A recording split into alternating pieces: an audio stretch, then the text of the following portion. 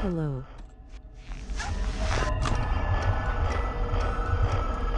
Dr. Harp's movies. Yo, what's up? What's up? Hey, what's up? Everybody on YouTube. Everybody up on here hears me right now. Everybody that's on here, what's up? Hey, yo, check it out though. Check him out. Check your boy out. Like, hey, Dr. Harp, I got a question, yo. I got a question. Do you make movies?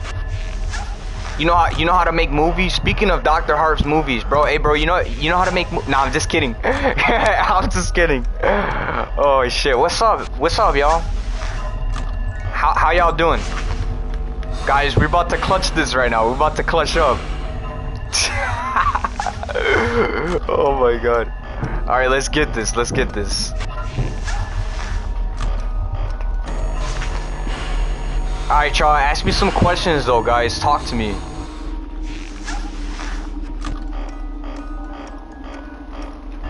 Ask me anything. Ask me anything.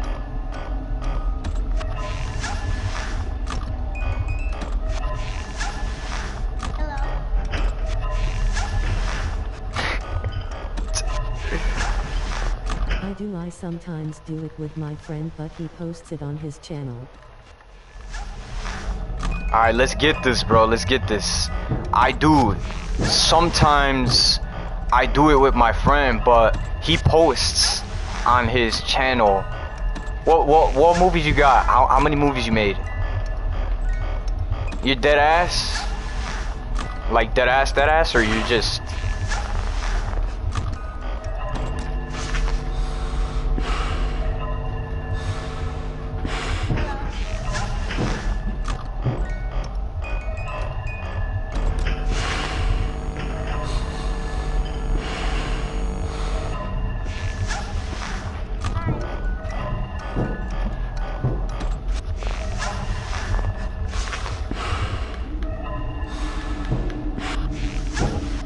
Also, I made a second axe, but it get confused with my original axe, so it says Dr. Harp movies on the axe that I Also, I made a second account, but it gets confused with my original account.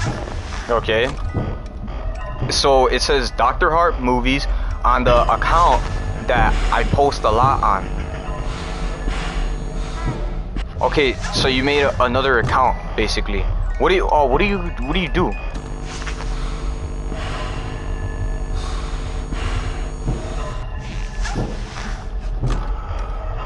What is your favorite YouTube videos to make on YouTube? What's your favorite videos? Because even the type of videos I make different videos. I have another question. What do you think makes a good YouTube channel? What do you think makes a good YouTube channel? Like, it could be the thumbnail. That's a pretty good question, though. Don't bully me, but I mostly do shorts. Don't bully me, but I mostly do shorts. Hey, bully free zone. No judgment zone over here. I don't judge people on here. Like, and yeah. Unless you're giving me a reason to, but. But other than that, I don't judge. Hey, but I don't judge on here. I don't judge. No bully free over here though. Okay. Like F&F stuff or gaming. Okay, F&F stuff or gaming. Okay, I'll share with you guys. Like, cause for me, I feel like just because, and you could even be like say things or whatever. Like, it's not just about having like a creative link tree or like or it's not just about good thumbnails, like, but they do matter. But I feel like for me, like, but if I'm making content, right, or if y'all are watching, like, it's more to it than just really creative, cool looking link tree. Like, it's more to it than just that, and like really good thumbnails, really good commentaries, like, because believe it or not, but even the type of games that you're playing, or like, or even the stuff that you be going for plays a role that how if I'm gonna watch or not. But normally, especially if I see something that's brand name and like it has like really good quality, and the stuff or what you're hitting on it is insane, like that could be enough for me to like want to watch, because I feel like especially shit like that could make a pretty good video right there, and it could be pretty interesting and it could be fun. You know what I'm saying? Because even with these, like, I usually make them fun. Like, as long as you guys are having fun and like it's something that y'all enjoy watching, like that's like my main concern here. And yeah, because even with this, like, I try not to just be like, how do you say, like just like a good thumbnail, that's it. Or like and yeah, because there's really more to it than just a good thumbnail and like, how do you say, like making a lot of money.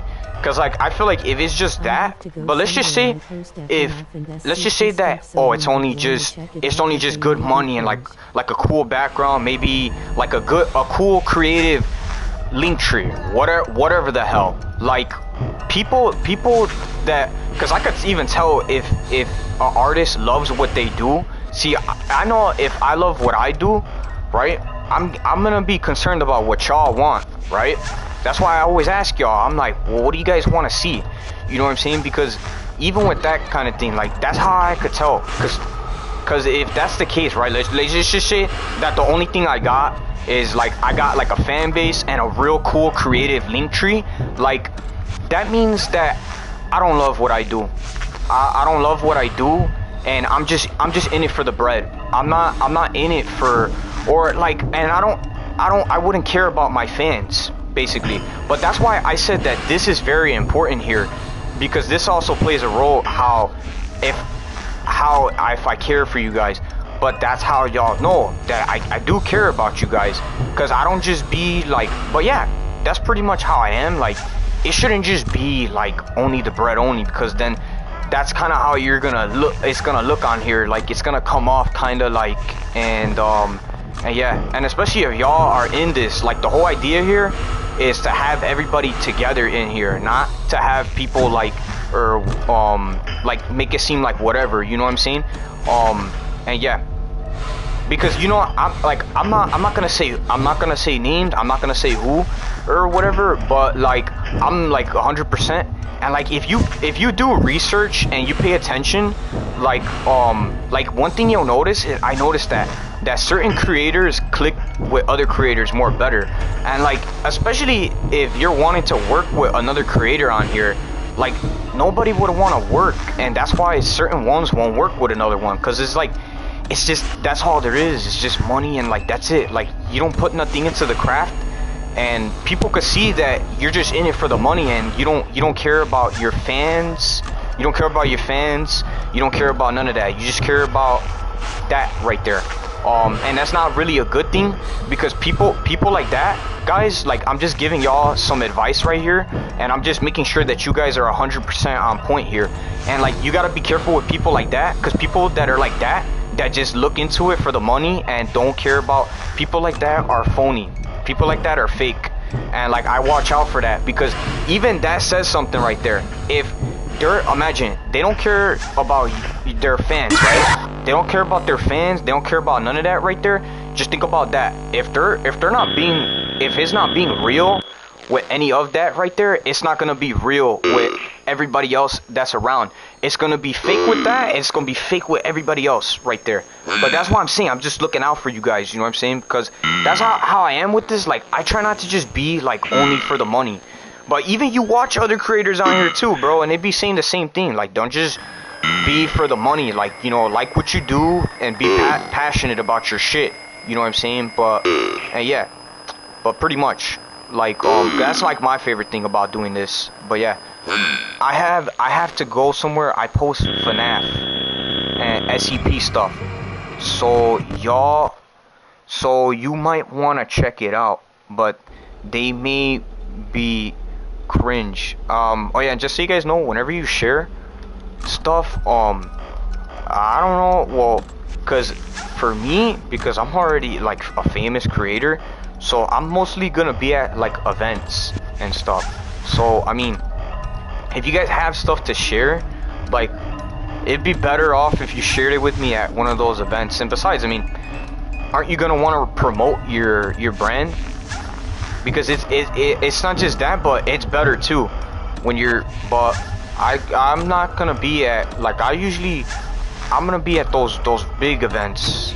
Like I'll name some ones here, but every creator does that, and I think that would be better for you guys, just in case of anybody on here are creators, because it's the better way to promote yourself. And yeah, because if I see you guys, I would, I mean, I would reach back out. It's just that it's better if you're promoting it like that. And besides, aren't you gonna want your name? You're gonna want more people on here, because you could get more people on here too when you're promoting it in places like that. Because for me, you could catch me at like Win Las Vegas and PAX and stuff like that, because I'll be over there and stuff like that mostly. And yeah, so catch me there. Pretty much, because that's how I do with those. I've been seeing like a lot of that. Oh, I have a channel and stuff. Like, I'm only gonna follow, but if you guys are there, and yeah, and besides, once you're gonna wanna have, like, it's really fun there anyways. You're right, because what if a kid is like suffering from like a sickness, and the last wish is to get Simple Heart, and they just want money and ignore it? Right, I'm hearing you guys. That's why I'm saying, because that's the way I looked at it too. I never really looked at it like that, right? Yeah, I'm just saying, like, especially if you guys have your own channel and stuff like that, like, because you could tell the creators that are who they are. You could tell who they are, and like the ones that love what they do, those are the ones and stuff. And the ones that don't, like, because even with these, I try not to be like a half kind of effort with it. But if you see shit like that, that's just be careful with that, because people like that they're not very realistic about shit. Like, they're just for the money, and like and yeah, and people like that are trying to get you. Hello, I just arrived. Yo, what's up? Welcome to the stream. Alright, ask me some questions though, guys. Talk to me, y'all.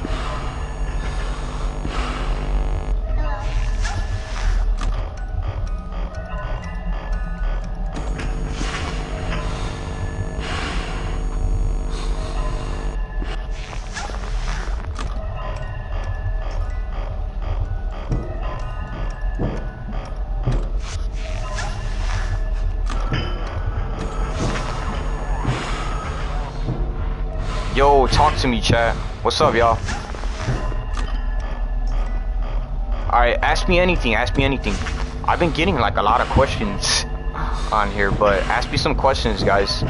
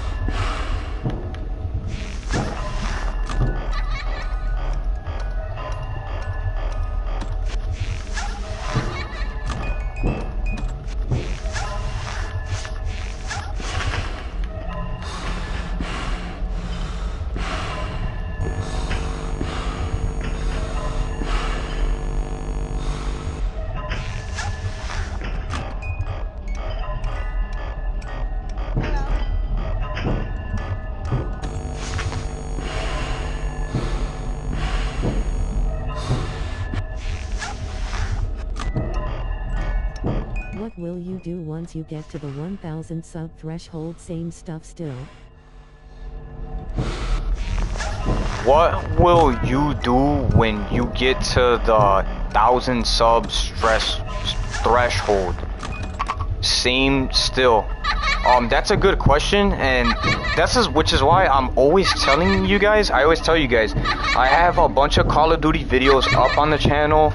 And you guys are my witness. I showed you guys my leaderboards, and yeah, because I'm actually one of the top competitors that it's in here, and I've been holding a record for like a long time. That's why I always tell you guys, just in case if you're curious, because if you go on my channel, you're gonna see a bunch of Call of Duty videos, because that's the last thing I do here. I don't do the same stuff over and over. I always change it up for y'all. And yeah, because I have and they're all different maps too. I'll tell you the maps that I got though and stuff. That was a good question there. I have round 110 and 0 on Ascension, and that was with the AK-47, the Gersh device, and the Thunder Gun. I have Kino der Toten. I have 83 rounds and 0 deaths. And that was on that was with the Galil, the AK-47.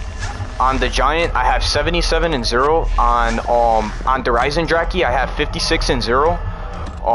And on Origins, I hit 50 rounds and 0 deaths. But that's why I always tell you guys, be sure to check out my videos, other videos that are up on the channel, guys. Thank you guys. And yeah, so everything I do here is all different, like because even when I make these, I try not to make the same videos. Like I try to yeah, I like to change them out because I try not to repeat the same stuff. And yeah, pretty much. But they're all the videos that are differently are already there. I actually, matter of fact, I actually have some unreleased content that's on here that I haven't. So basically, it's content that I made, but I haven't put it out yet because it's like a surprise. It's supposed to be a surprise because especially those videos are very special. Steam Lock GDFA, yo, what's going on?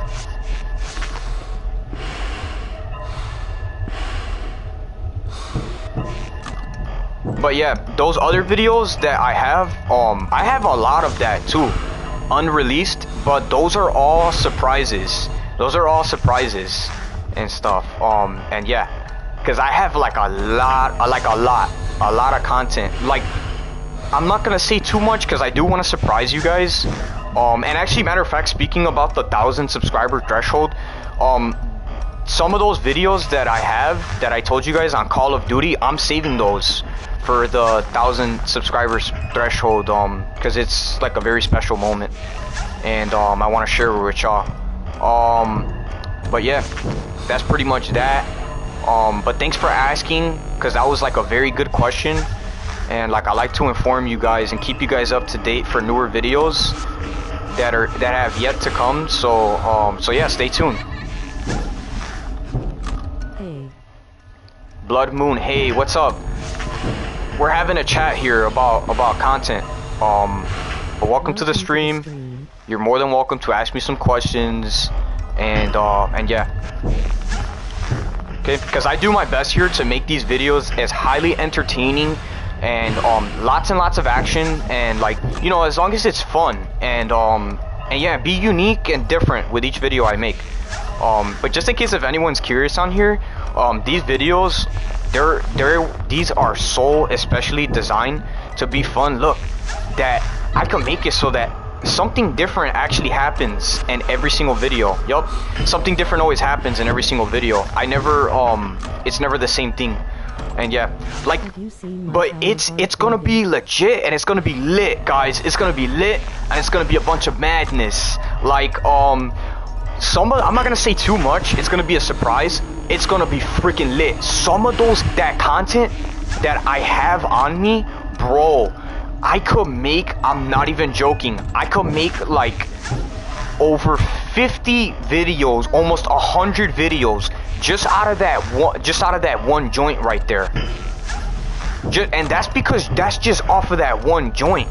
Okay, now imagine when there's different ones, because there's so many videos on here, and yeah, like, pretty much, and yeah, because I like to make these like really fun and shit, pretty much, yeah. But I'm not gonna say the games though. I'm still gonna keep it like a surprise and stuff, and yeah. All right, guys, but ask me some more questions, y'all. Any other questions? Do you know what the Sun and Moon show is? Just wondering. Sun and Moon. What you mean by that? What you mean? Hey, but Everybody on YouTube, hey look, Coppa Flex, son, Coppa Flex. Fuck with him, fuck with him. Coppa Flex. Holy shit. Alright, y'all. Alright, I was alright for real though. But yo, ask me some more questions, guys. I'm sorry, I like to be silly on here. I like to be silly. I'm a trip on here. I like to be a trip. Okay. But just to show him how much of a trip, because we're about to be night 6. Just to show him how much of a trip. Oh god, alright. Hey, look at how fast I make everybody disappear in here. Watch. You guys want to see a magic trick?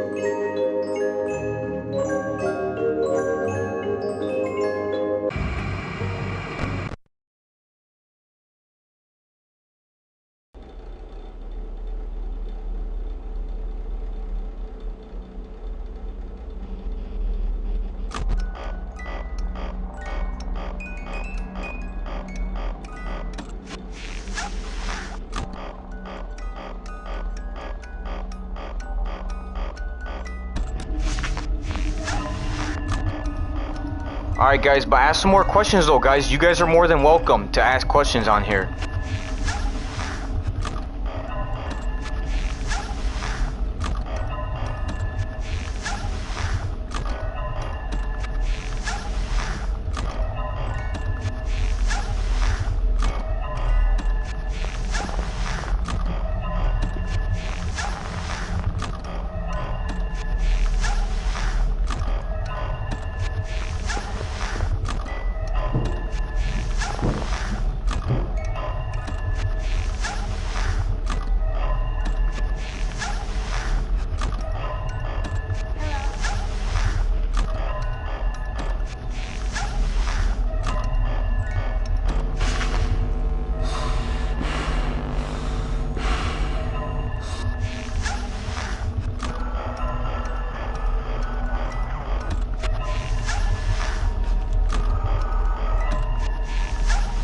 Alright, I have a question. What do you guys think? I usually ask the question first and then I wait a little bit and then and then I just go and ask my question. And yeah, and just in case you're curious why I stay a little quiet, I'm not trying to interrupt too. I'm not trying to interrupt. I'm listening out for you guys. I'm not trying to interrupt anybody.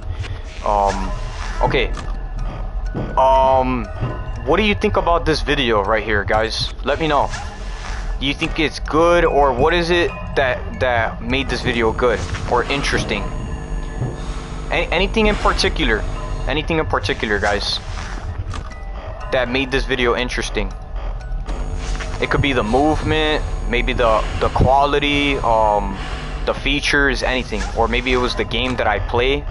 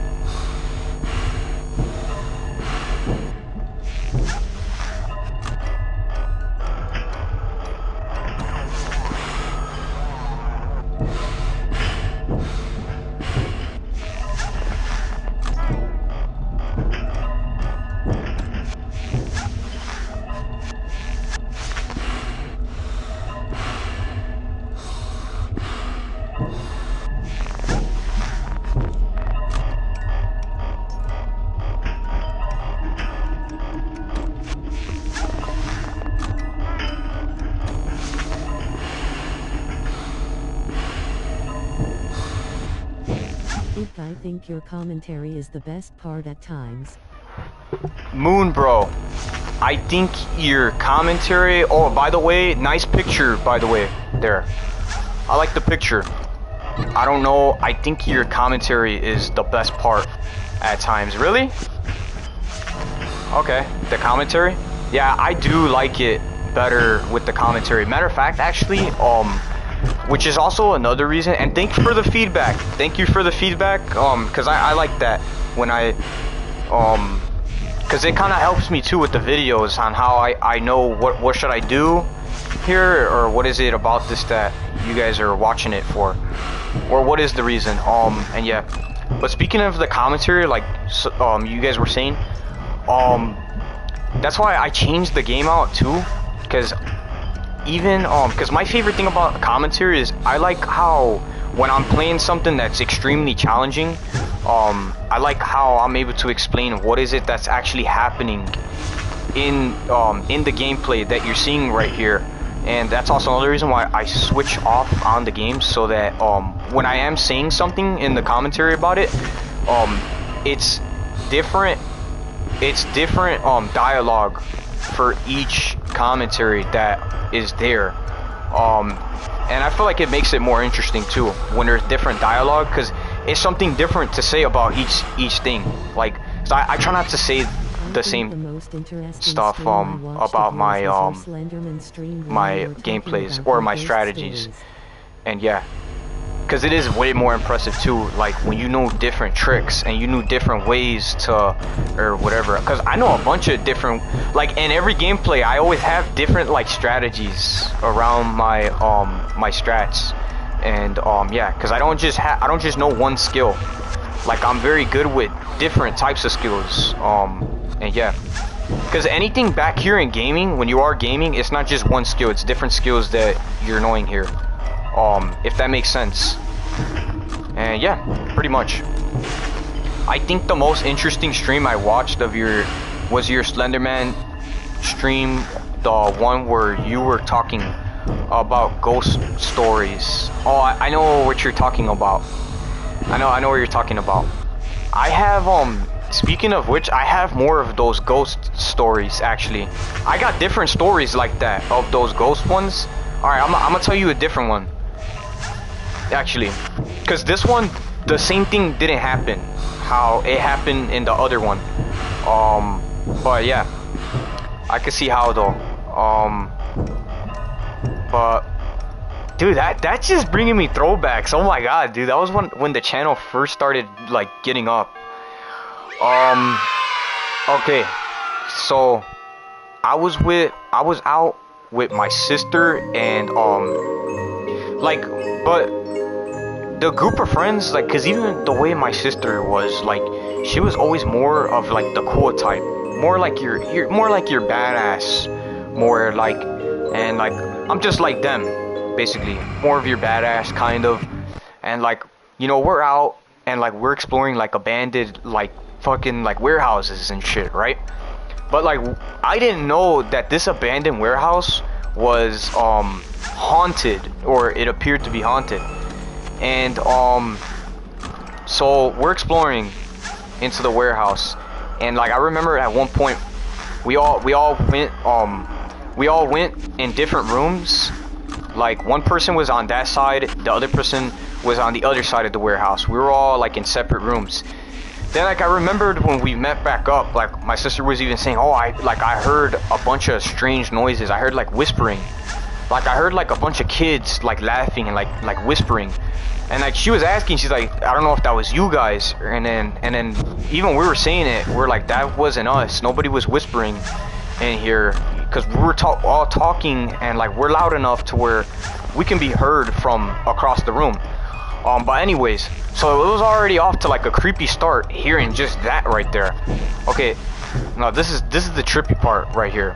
Then all of a sudden, like as we're exploring, so we look down on the ground, and we notice like this. It appears to be like a door, and that door, but it's placed on the ground, and that door, it's metal, and it has a lever on it. And if you pull the lever or pull onto the latch, you can open the door with that lever right there. So all you gotta do is pull the lever up and then open the door like that. And then but when we open that door, but the weird thing about this too is that door that was there was hidden. It was like a secret. It's like a secret door almost, like it was hidden. And so I opened the door, and like, I shit you not, it's pitch darkness. It's pitch darkness. Like it's completely dark down there. Like, I mean, dark enough to where even if you had a flashlight, that's not gonna hold it. So we're looking down there, and we're all already like, and what it looked like, it just like there was like a ladder, and like you could use the ladder to climb down, and like it looked like a secret underground tunnel. Like and it was dusty too. It was really dusty. Like, it looked like it hasn't been used for almost years. That I wouldn't be surprised if that had been there for almost years, or a lifetime, I'd say at least, and that nobody would really go down there. So but since we found that was there, now everybody that was there wants to go down into the underground tunnel to see what the hell is down there. But now this is the creepiest part right here. And we didn't even know that this place was haunted either. We didn't know anything about that. And then so as soon as we go down, all of a sudden, even I heard it too. I heard what appeared to be like a growl. I don't know. I heard something like growling down there. And whatever the hell that thing was, it was demonic. It was like I don't know. It was like a very evil spirit, and very, very demonic. Very, very demonic. Cause I never heard nothing like that in my life. I never heard a growl like that. And I even asked them. I asked the first thing cause I heard that growl, and the first thing I asked, I'm like, hey y'all, like, what did you guys see when y'all was down there? Did y'all see something down there? Cause I heard that shit too. And they're like, nah, like, I had my phone on, and like, I didn't see nothing down there at all. And then yeah, but we didn't know what that was. We thought it was maybe like an animal that was down there or something. Maybe that's what we heard. And then, so what we did was, as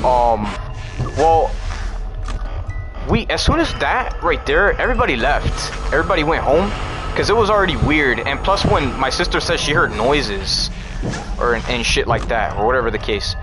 And then all of a sudden, so, like, I don't know why, but I guess since I heard that, like, my first instinct, like, I'm like, dude, I want to know more about that right there. And plus we had planned on going back.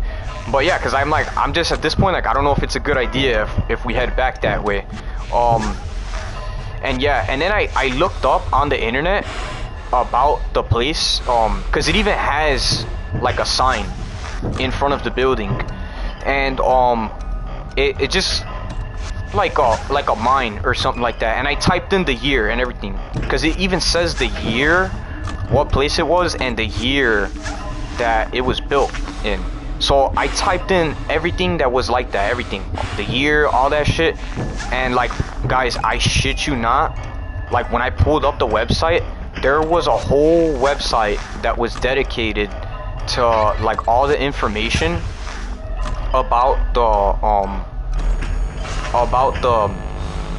warehouse, and the warehouse was actually haunted. So then that's how, but at that point or whatever, because I did remember searching it up too, and it even got in depth about what actually had happened there, and like, and it didn't make sense, because if you think about it, it said that the warehouse had caught on fire, and like, and it does look like it did. It looked like it did something really bad happen there. Like, you could tell even when you're there, because everything, I don't know, it just looked completely abandoned, and everything looked completely torn apart, completely. And but given the fact that I knew all those things, and like reading that it had caught on fire, and that it said that had people that were there had died, and yeah, and that's why that shit was so haunted. And then once we found out about that, we went like a couple more times. We did it ended up going back. And then yeah, but we stopped going back at one point because we didn't want nothing to follow us home. Because anything that's evil spirits like that, they could even follow you to your house. So even if you were there and you went somewhere else, they're gonna follow you all the way from there, all the way. But we didn't want nothing. I don't want nothing following me from all the way from there, going over to my house, right? And yeah, looking up in my cabinet, taking all my ranch dressing and all that shit. No, I'm just kidding. But I'm just for real though. and yeah. But that was like one of the creepiest experiences of all time that I ever freaking experienced. And pretty much, yeah. But yeah, have you guys ever had any ghost related experience? Anybody on here ever had those? Like some people don't believe in that shit. Some people don't believe. I believe that there are a such thing. I do believe that there is a such thing as but like I said, people kind of have their own belief. People believe in their own kind of thing. But I believe that there is like a such thing as and yeah. But y'all could share along if y'all had some ghost experiences or anything like that. Like I don't mind you guys if you guys are sharing along. And yeah.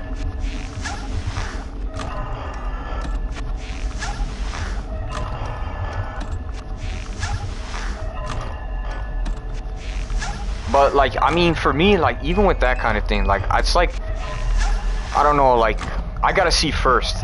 Because even if I think I hear something, like I would like it better if I saw first, and then if that makes sense, because then I have a bit more of an idea of what the hell it actually is. But yeah, but let me know down below in the comments, do you guys believe in ghosts? Anybody believe in ghosts? But that was the creepiest thing that I mean, I don't know, that thing, I heard it growl like really loud, like it and yeah, and it sounded pretty evil, whatever the hell that was right there. But yeah, you remember the location, this warehouse? Yes, I do remember the location of the warehouse. Oh yeah, and that's not even the creepy, there's other creepy things about this warehouse. Is that, like, but the suspicious part about this warehouse is that, well, even the location, speaking of which, is very suspicious. Very suspicious, because what the hell is a warehouse doing hidden out? Like, it's hidden though, like you can't find it there. And besides, I mean, if it's a business and it really is a warehouse, why would it hide? Because anything in life, anything that hides and like it's not specifying, is not really a good thing. It's not always a good thing. Anything that's hiding about things or whatever, because yeah, anything that's hiding, that means that it's something bad and it's not good or whatever. That was just very suspicious right there. And yeah, but the location, it was hidden, and it was actually right by where I lived. And yeah, by where I lived, it's in Chicago. That warehouse is located in Chicago, and it's by the Brickyard area. The Brickyard area it's a popular area. It's all over YouTube everywhere. Like you can search up Brickyard, and it pops up everywhere. But that's the location of the warehouse, and it was hidden too, like just enough to the point where like that you almost wouldn't know. Like it kept it more low key. It was more low key about it, and more like on the low, more like and yeah, like something about it wasn't good, and like they didn't want people to know. Because usually if there's locations like that are haunted, and if it's keeping it low key, that means that something wrong is happening there, or something really bad must have happened, and they don't want people to know. to keep other people's life safe. And yeah, the shopping district. Yup, you got it. The shopping district. And I know exactly where it is. I can tell you where it's at. Okay, so if you take Fullerton, just take Fullerton straight down, and keep looking on your left side. And on your left side, if you get to Fullerton in Grand, on your left side, you're gonna see a warehouse. It's called Radio Flyer. Okay, now in front of that Radio Flyer, if you keep walking, just keep walking straight, you're gonna see the Radio Flyer. Boom, right there, boom. And then if you walk towards the alley, cut through that alley and just walk straight. It's the nearest alley right next to it's the nearest alley right next to the Radio Flyer factory. But that's how I kind of could tell that something was up with that factory right there. And yeah, because why would they hide it though? Why would it just hide it? But that's how do I know that? Because the factory was right in front. The Radio Flyer one that I was telling you about, that one they didn't hide it. And yeah, and then you just take the alley and walk straight. And then and I remember that walk that was there, it was like a decent little walk, like maybe like 10-15 minutes, almost 20 minutes to get there. And then yeah, and then you're gonna see the warehouse, you're gonna see the name in front of it, the year and everything. And yeah, and it's completely torn down and abandoned. But yeah, but that was why you could kind of tell that something was off there, and it did look sketchy as fuck right there. Why would the Radio Flyer one be not, because that's what it's called. It's called Radio Flyer. But why is it that one is not hidden? They have that one obvious, like right in front. Everybody knows that's there. And then the other one is just like, no, it's just hidden. And yeah, because that's kind of how I could tell that something was kind of off there with that. Something just didn't seem right. And yeah, pretty much. And I was right. Because even it like, I don't know, I feel like places like that, like anything that's abandoned or haunted, like, because most places like that are abandoned and haunted, and there's places like that everywhere. Like even in California, they got some hospitals that are haunted. Yeah, they got one, it's called the Linda Vista Hospital. That's another haunted place. And it's located in California. It's a hospital, it's abandoned. It's called the Linda Vista Hospital. And yeah, and it's low key. It's very low key. Like what I mean by that is that it's kind of hard to find it, and that's why they keep it low key like that, because it's not good. That's why it's really, really bad. And they don't want people to know, because they don't want people to know. They don't even want people knowing that there's a lot of bad shit going on there. And yeah.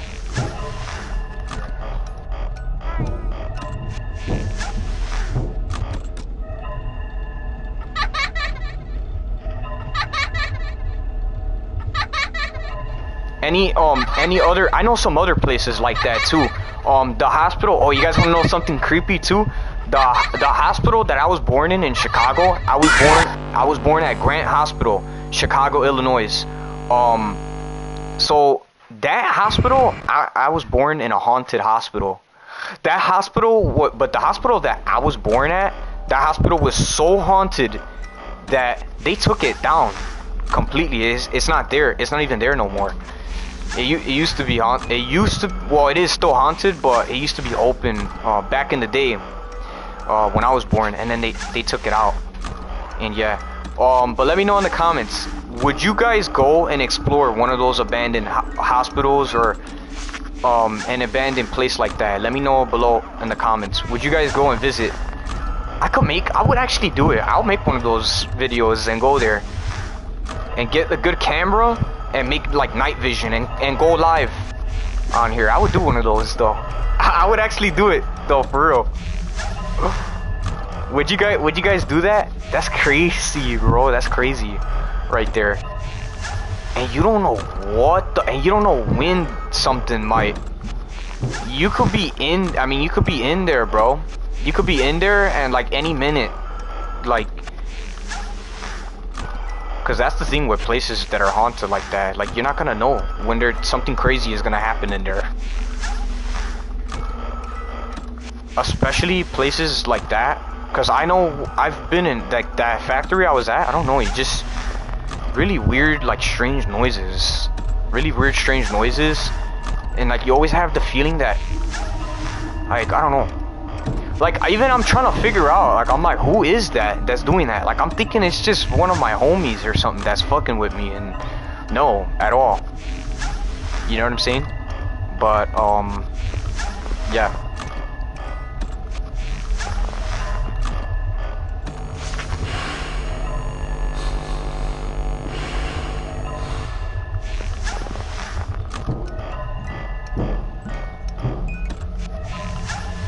Like, for me,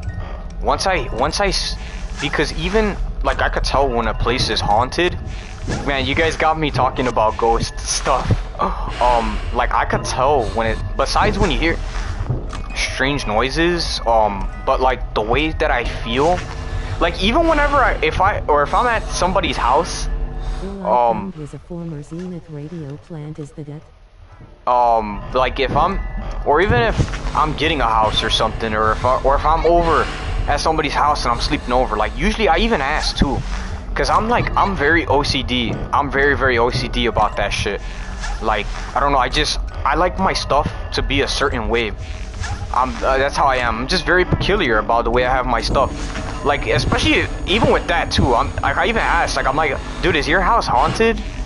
Or and yeah. Cause I don't like that feeling, man. Like, you just, like you wake up and like you feel like something's watching you, and like, yeah, like everywhere you go, it could be something so simple. Like, you could be going downstairs to get something in the fridge, and like I feel like something is watching me. Cause that's how I felt. I felt like, I don't know, like I felt unsettled. Like the vibe that I got there, and yeah. I just felt weird being there. All I found was former Zenith radio planet. Is that it? No, that's not. I'll look it up. I'll look it up.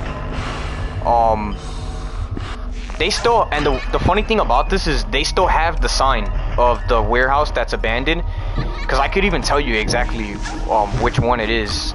And they still have the sign there, and it's got the year and everything. But yeah.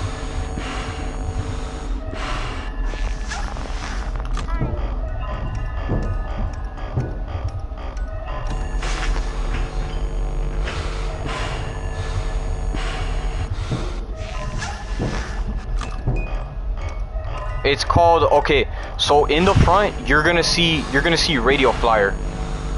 Just like look up radio flyer, and then like you should see something similar to that one right there, because usually when I put those in, like the other one that was there came up, since they're close to each other. So yeah.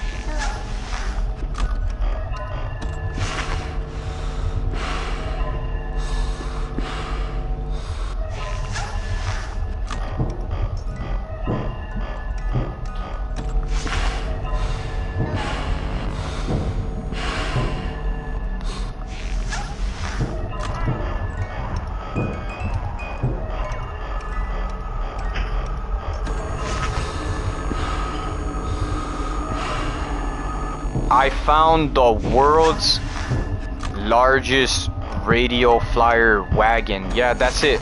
That's it. Okay, what you're looking up, is it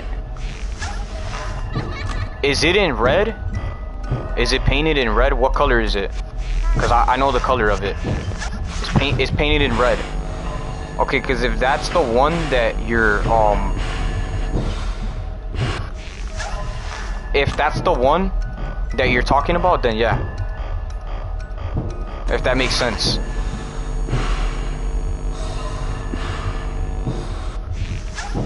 Guys, we're about to clutch this. Let's go, bro. Let's go. Making plays, making plays.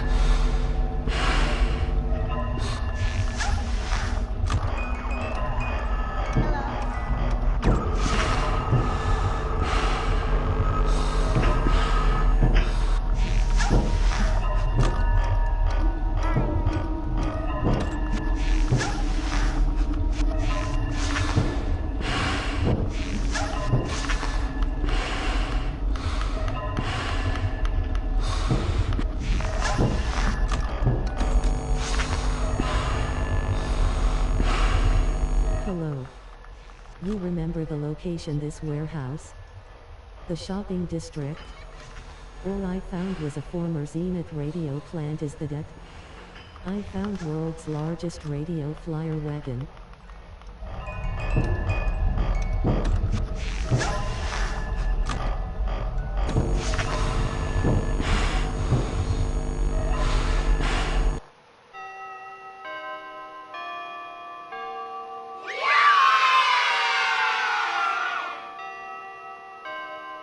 Alright, any other questions though, guys?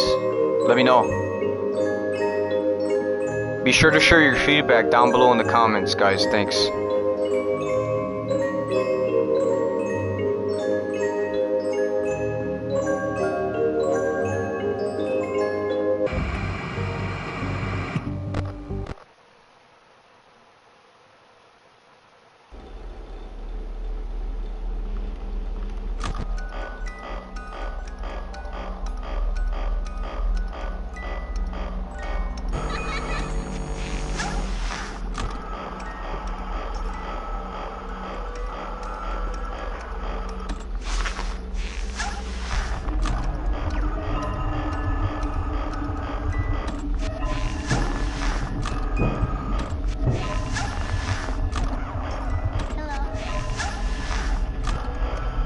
So I found this brick house and the flyer building. Is it down the road between those two?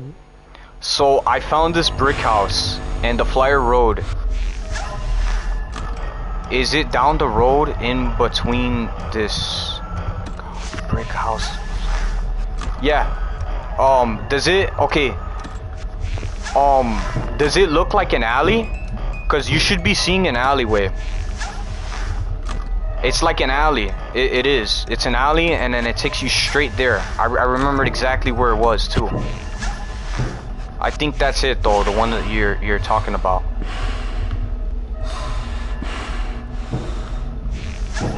But yeah, because if you guys like ghost storytelling stuff, and like really good gameplay, really fast-paced movement, especially on Call of Duty, because I know everybody loves Call of Duty. This will be right up your alley. Ha ha ha ha ha ha ha. No, I'm playing no. But okay, but for real, it's in the alley though. It's in the alley. You can't miss it. It's right there.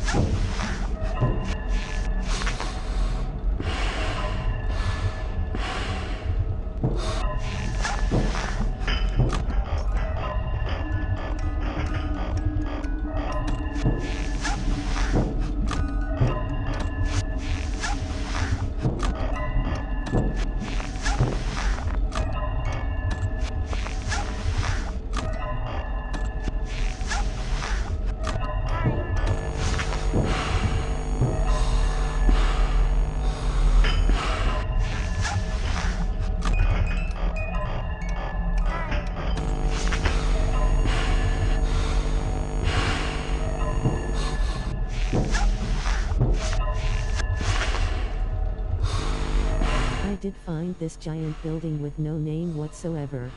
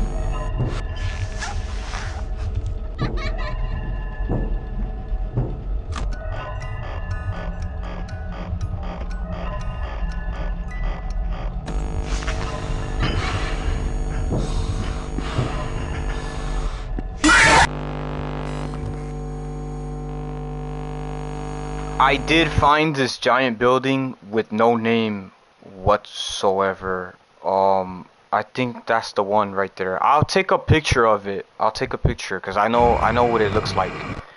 You could tell it's old. You're gonna see like an old sign, and it's black, and the colors are black and white in front of it. And it says the year, and you could tell it's old. They probably don't have it no more though. They probably took it down. But at that time when I went there, that was around the time when they first closed it down. That was when they first shut it down. And yeah, that's why there were websites. But by now, but that was back in 2013. That was back in 2013. Like that was years ago. So by now, it's gone now because it's been so much time. And yeah.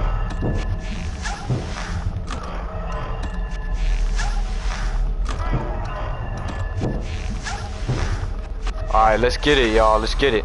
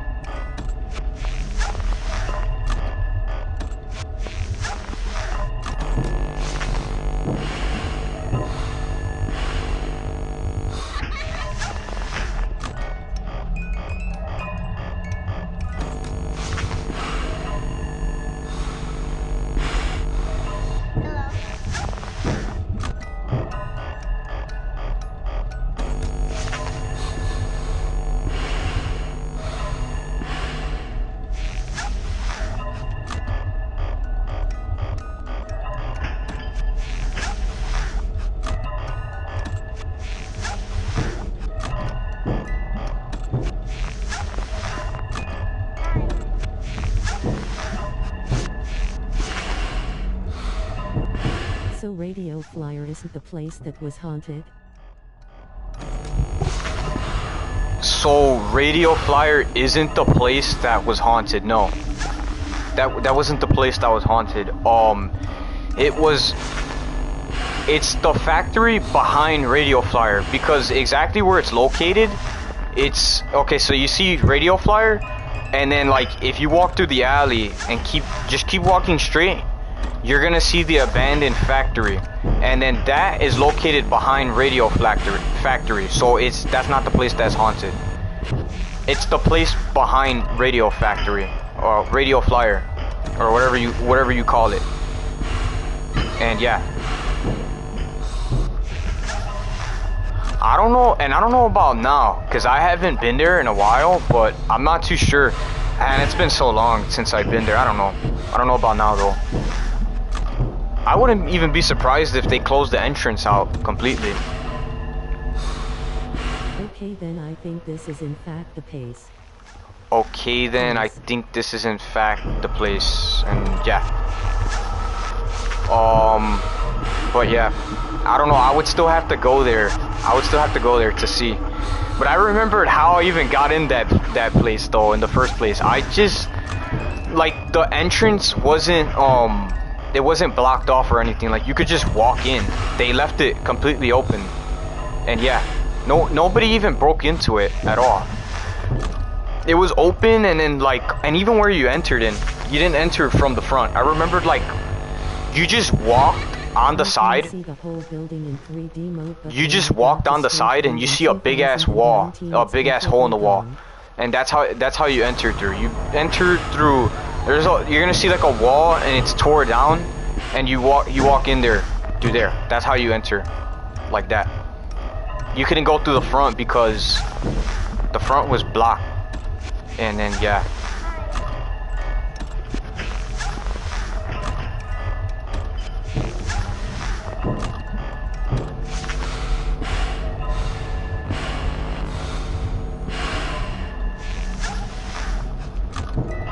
I can see the whole building in 3D mode, but when I got to the street view in 2019, it's completely gone. The street view and... Okay, the building that you're looking at, does it look abandoned and tore down completely? Does it look broken? Okay, because if it looks broken, then that's the one right there. That has to be it. That has to be it. Because I remembered that building like the back of my hand, and I remembered that it was tore down completely and it was broken.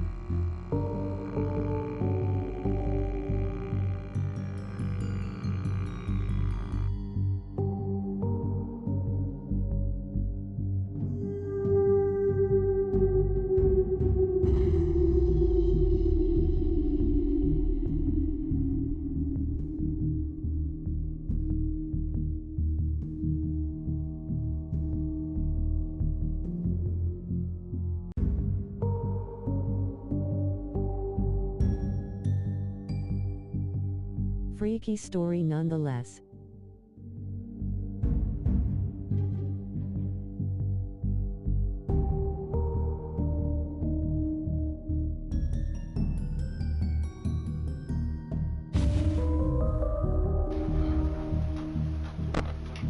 freaky story, nonetheless. Yeah, that was the creepiest one though. That one right there, cause I still to this day, and still to this very same day, but you could tell something was off with that.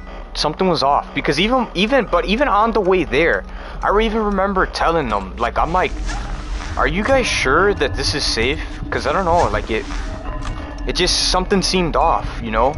Cause like, and even I said it too, that if you actually go there, you're gonna see the other one, the radio flyer, and it looks totally normal. It looks totally normal. It's not broken up or nothing like that, or like, and it's not like torn apart, you know. But even the location about it, like, it's like something seemed off about it, because why would they hide? Like, why would they hide it?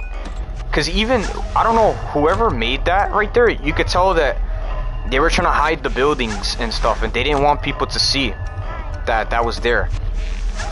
Because like I said, guys, like the building, that was the off part about it too, is that it was hidden, the building. Because some people don't even know that that's even there at all. But we knew that it was there, and yeah, because her friends had found it. That's how we found it.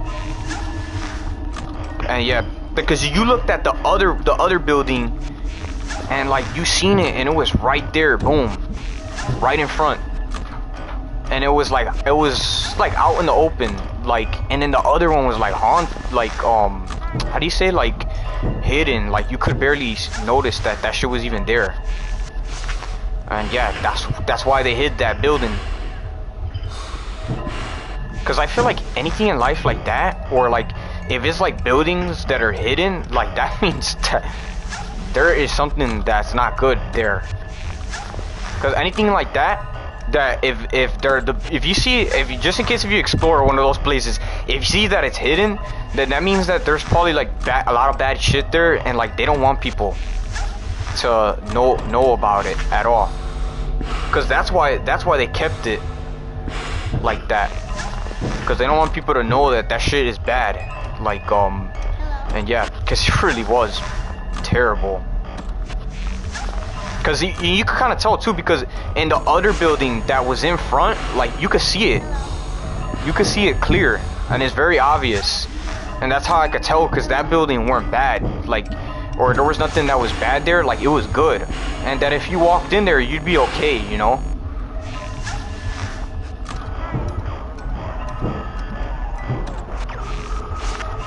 I'm telling you guys, if y'all were in there, y'all would have got creeped out. Y'all would have got creeped out, like, oh my god, yes.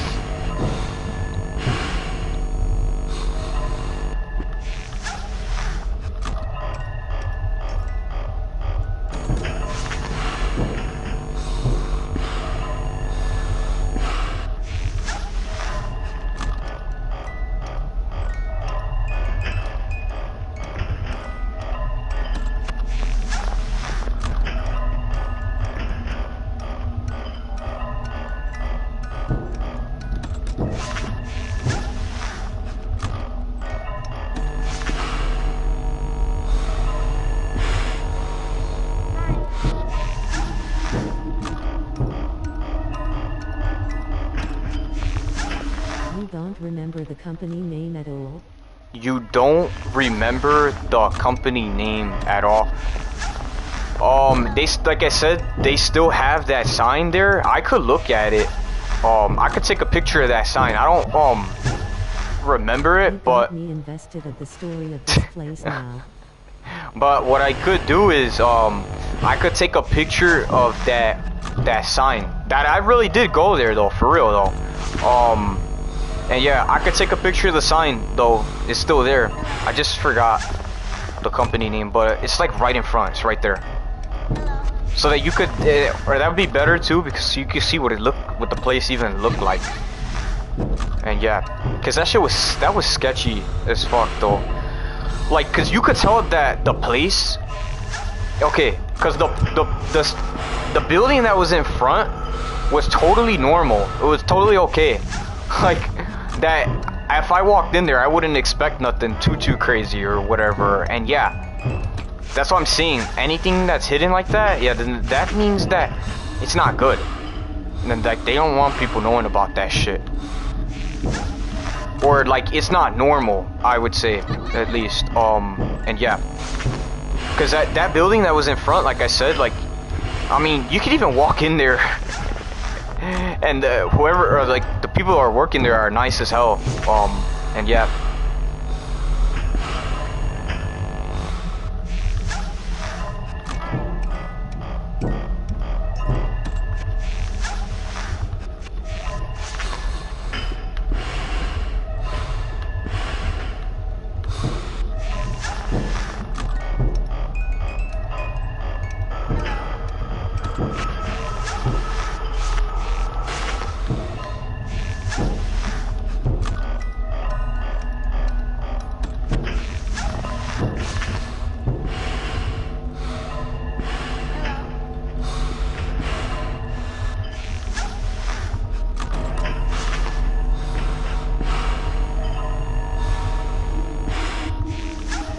You got me invested of the story of this place now. Did you find the place? You didn't find it online? It's probably because it's been a while, that's why. Because that was a long ass time ago. At that time, I was, how old was I? Let's see, I'm 22 years old now, so, at that time, I was like 12. I was 12 years old. That was when I was younger.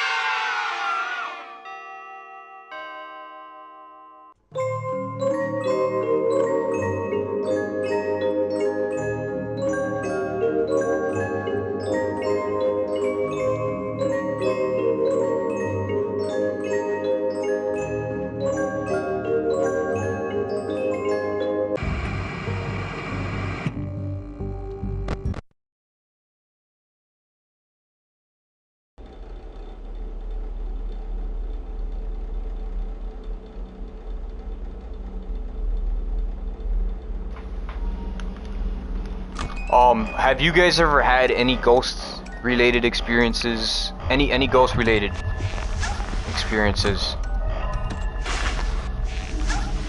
If so, let me know down below in the comments.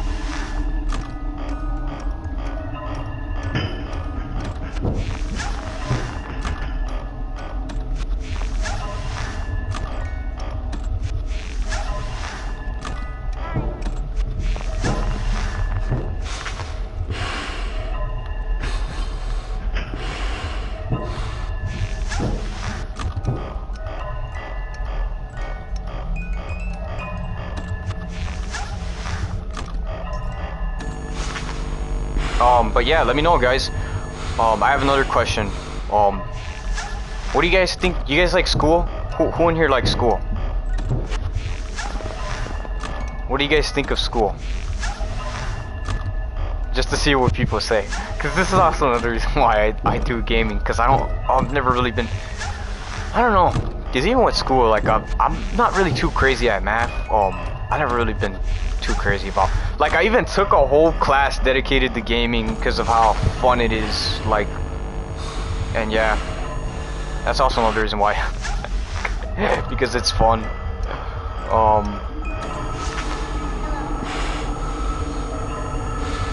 Because even when I was in school, like whenever it came to math and things like that, I mean I would do the work, but I usually wouldn't bother though, like for the most part, because it was kind of boring, kind of.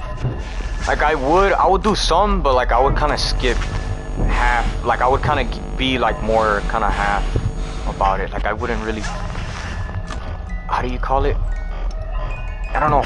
It's just that's kind of my thing, is that I'm like more like, even with that, I mean, but if you like doing it, it's cool. Like I'm just more like, but me, like I don't see the whole point.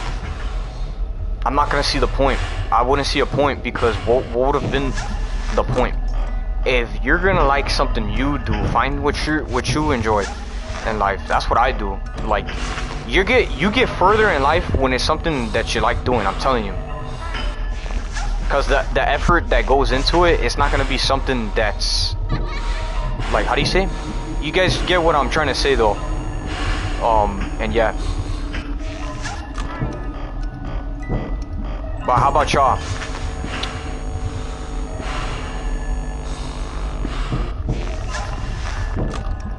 Like, I mean, the only thing that I did like though, I did remember, like English, that's it though. Like, everything else was like meh.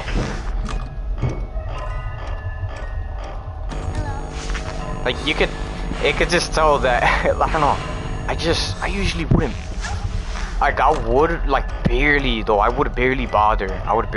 Because it's just so boring, and it's so much work. Like it's not worth it. I mean, if you like doing it, but let's just say you like doing it, then I mean I could see how though.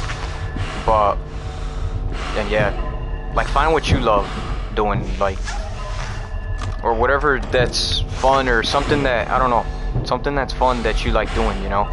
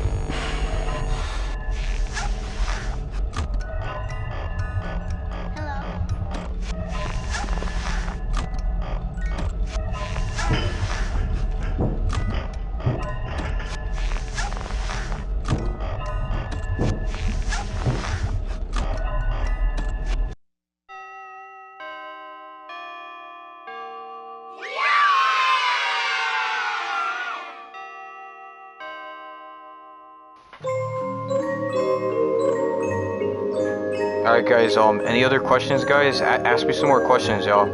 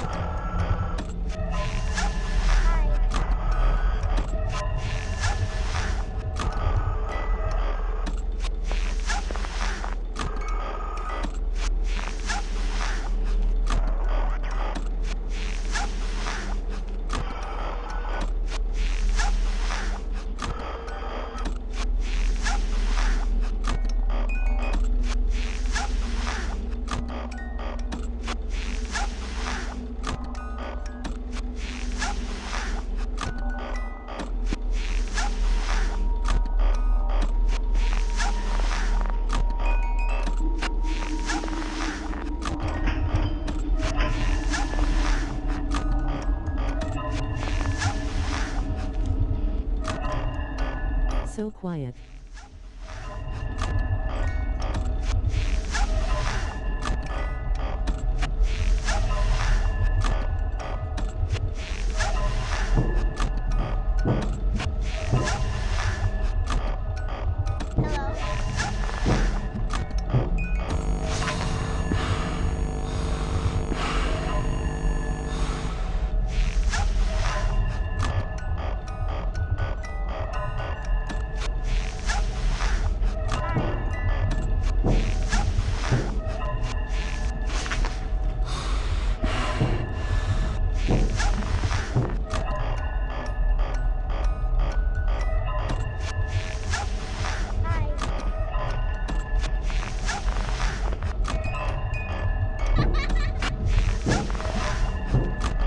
Dude, you gained 100 subs since last time I saw your channel. Tristan's Gaming Room. Dude, you gained 100 subs since the last time I saw your channel. I know, guys, we finally hit the big 600. Oh my god, I was so happy when I finally hit the 600 mark. Like, I'm like, yo, dude, finally, man. Finally. I was stuck at how many I had for a while. I was at, no, actually they went up a lot. Then they went up to 500. They went from 573 to 596, and then it went from 596, and then it jumped to 618 subscribers. I remember that. And yeah, because they were there for a long ass time though. I remember that shit. Oh my god. But finally, dude, I finally reached 600 subscribers. But yeah.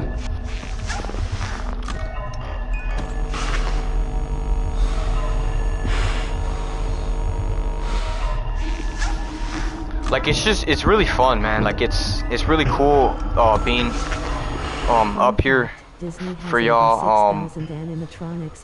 It's really fun being up here for you guys, and like and yeah, like just seeing the channel grow. Like, it's a pretty amazing adventure here that I'm on here. Like, I'm on a mission, guys. I'm on a mission.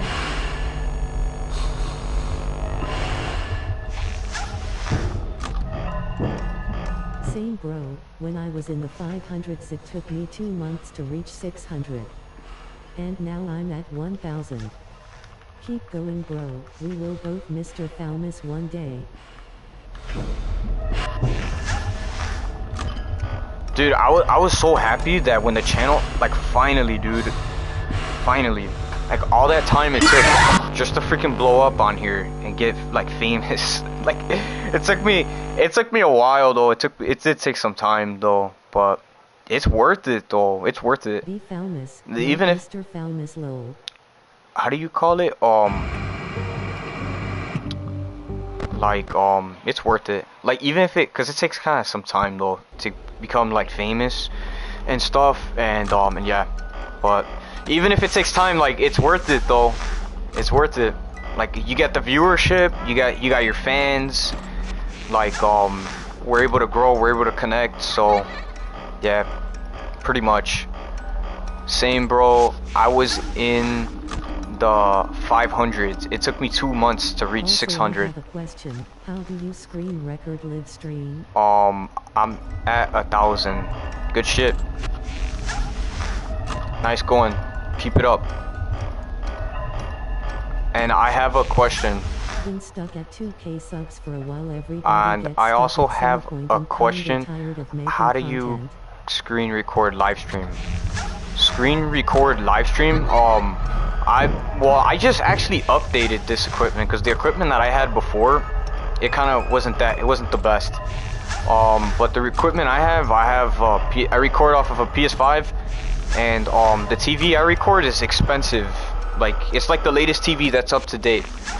And yeah, pretty much. I've been stuck at 2K subs for a while. Everybody gets stuck at some point. Kind of tired of making content. For real? You're tired of it? I think it's fun. And yeah, I was stuck at, same here. I was stuck at 33. I took a picture of it too.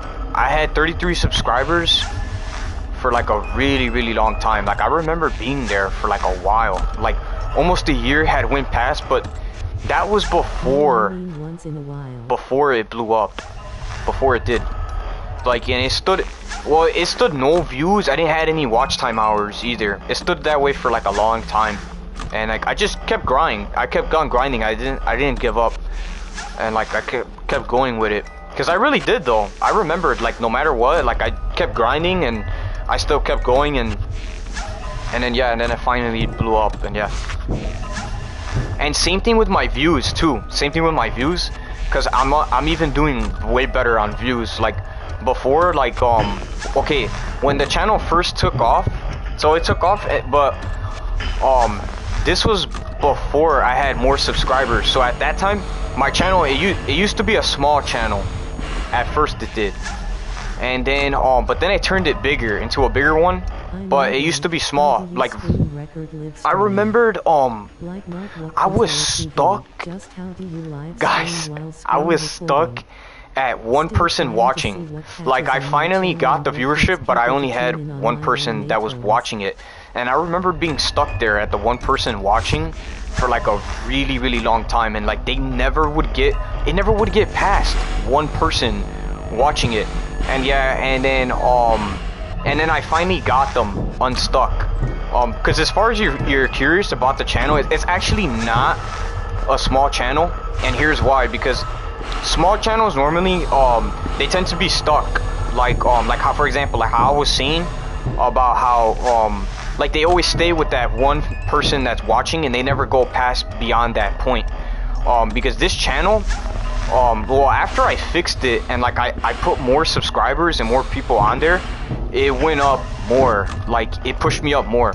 Cause before I used to have just the one person, and then I put more subscribers, and then yeah, and it pushed it up higher. And then yeah, so I could pretty much get like as many people in here. In case if you're curious, but you could get them unstuck like that. In case if you guys are, or if anybody on here is having like trouble with that shit, because I was having a lot of trouble. Like I mean, even if they're stuck like that, you could get them unstuck. And as far as how hard it is, it's not that hard. And that problem, that stuck problem, it's like a minor little problem. What I mean by minor is that, well, the problem that you're having there is, the good thing about this is that that problem you're having there, it's nothing too big, and I could guarantee that you could fix that. It's very fast to fix, and it's very easy too, which is why I don't mind you guys using these as for like walkthroughs and stuff. And yeah,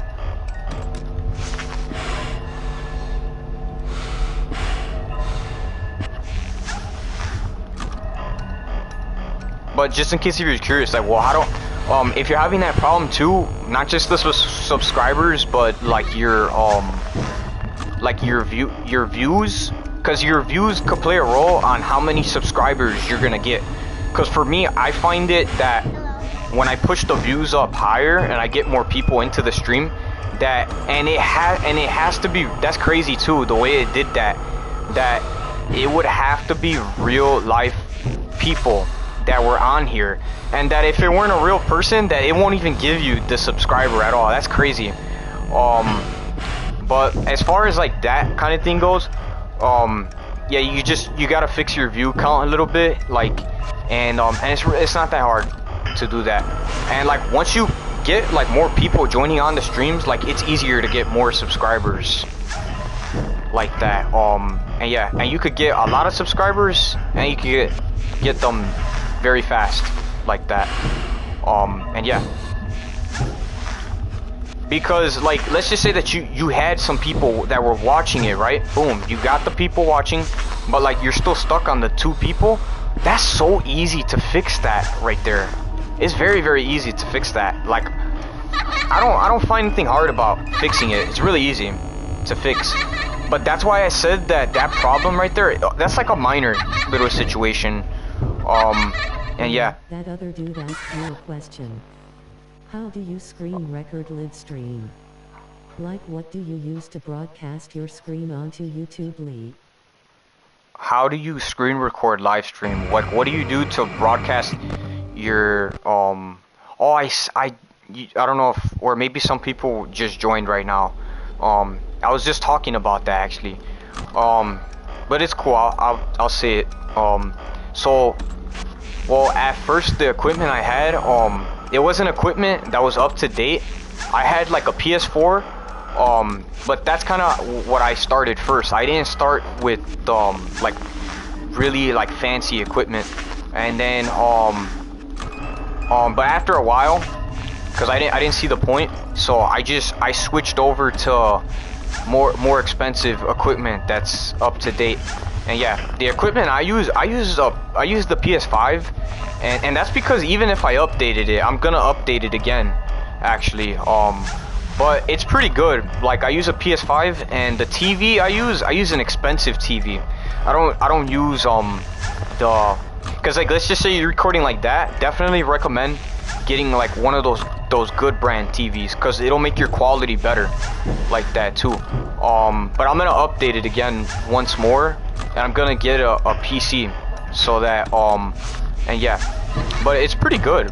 I don't find nothing bad, and with this equipment that I have here, it's really good for that quality. Like it doesn't downgrade too, because that's like something that you'll notice a lot of times with older equipment, is that older equipment tends to downgrade with the quality, and like it has your brightness and your contrast and like just the overall graphics of everything like is all like downgraded, you know what I'm saying? Like you can't really see the video that clear. So yeah, which is kind of something I like about this TV that I'm using right here, because this TV I'm using, it's like a special TV. Like these are made for you to record stuff off of. And yeah, because there's TVs out there that are really expensive and that you could make good videos off of those. And yeah, pretty much. Any other questions, guys?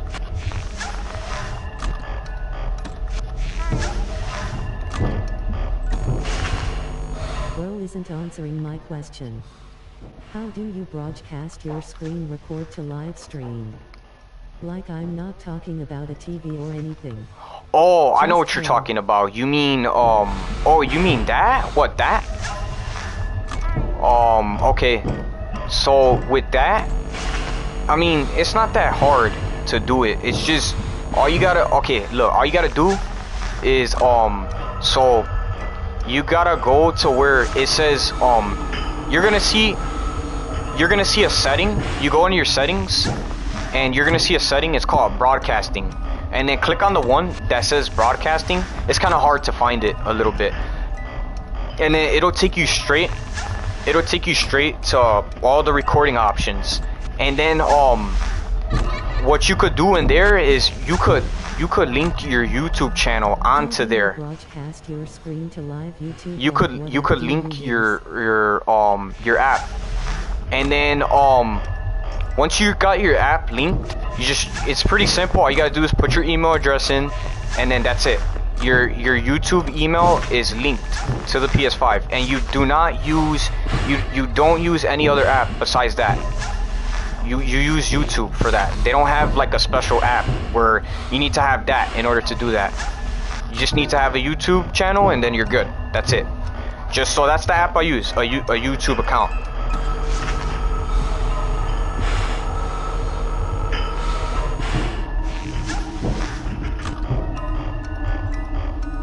Every live stream program.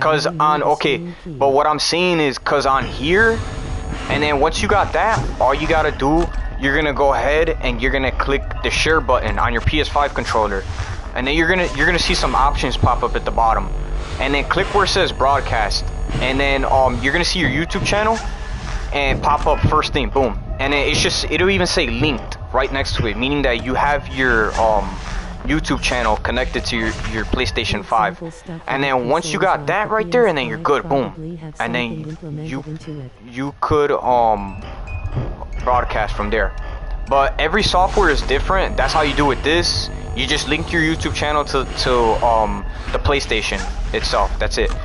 And then PC is a little bit different. You need you need to have an Elgato, or is it Elgato, or no, not Elgato. You gotta have what's it called? You need OBS, and then that's how you do it. That right there. I don't have a PS5, like I want to screen record live stream on PC. But any questions like that, like how do you record off of like PC? Be sure to leave those, because I know how to deal with that right there too. Oh yeah, you just need OBS software, and you got that, and then you're straight, and then you got everything right there. Boom, 1 2 3, boom. That's it. That's all you needing is OBS. So it's like the same thing. It's like the same thing basically. Pretty much. Key from YouTube.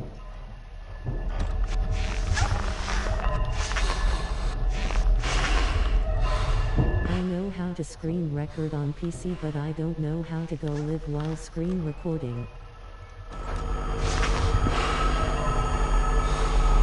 I know, but I don't know how to go screen live. Well, you need OBS, because even in the app, it makes everything straightforward, and it makes everything it's really simple. Because it even says too, like you could even look it up. It says it right there, start stream, right there. Because if you're seeing like that, then that means that OBS software that must not be a good one then. Because it usually says it right there, boom. It usually says it. And yeah, because I mean, you probably might need another OBS then, because the one that you're going to, they're probably ripping off right there. They're probably sending you off. I'm just looking out for you guys. I'm looking out. And yeah, they're probably sending off or something then, because every OBS, like not everyone, but the good ones at least, like it even says it right there. It says start broadcast, boom. And yeah, and that I like how they did that too. How I'm not like, where do you go? Because I don't like whenever apps do that. It makes it like harder for you to set everything up.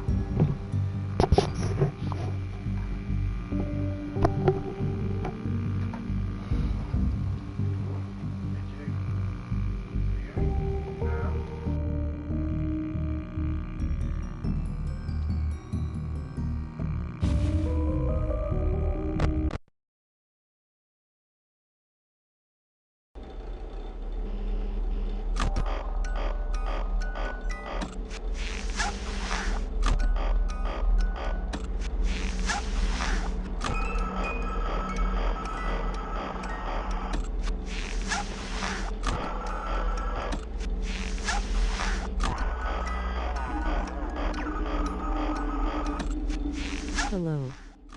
Bro, I tried like a million apps, but none of them work, and I'm giving up because yeah. And anything question related on YouTube about like how to grow your channel, and like let's just say your channel is stuck. Oh, I know the best solution for that. I know just the right solution for that, bro. Cause I know how to turn it into a bigger one.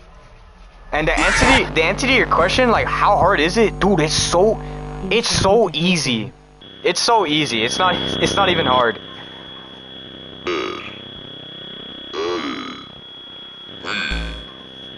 Yeah, because it's really easy to turn it into a bigger channel. It's not that hard. And yeah, cause like if you see, for example, okay, because for mine, when mine shit started taking off, I still had like that one person that stood there watching it. I always had that one person. Like it never. But this is how you could see that I'm legitimate. Cause even for months and months, like I screenshotted it too. I'm like, dude, it's still at the 1 person mark watching it. Like it never went past beyond that 1 mark. It always stood it always stood right there. And yeah, because when you see like that, like if you're stuck at the one person, that's so easy. It'll be, well, since it only has one person in there, it's gonna be easier to fix it because of how you got that one person that's in there and how it's already watching it. But, and plus there wouldn't, like, let's just say that this is the case, right? Like, so this basically, like, your channel is like stuck kind of, but you could get that problem fixed. And yeah, plus I didn't see the point, because it's like, if people, but then it was like, if I had that person watching it, like, it would have might as well get views. It wouldn't make sense to have. Yeah, man. And I just want to live stream screen record. Yeah, man, I just want to live stream screen record. Yeah, you need OBS software. And yeah, and it's not hard to find it. It's really easy. And yeah, and everything is set up in case if you're curious, like, how do I go to, and yeah, it's easy. Look, even I got some of my subscribers in the comment section even saying where to go. And yeah.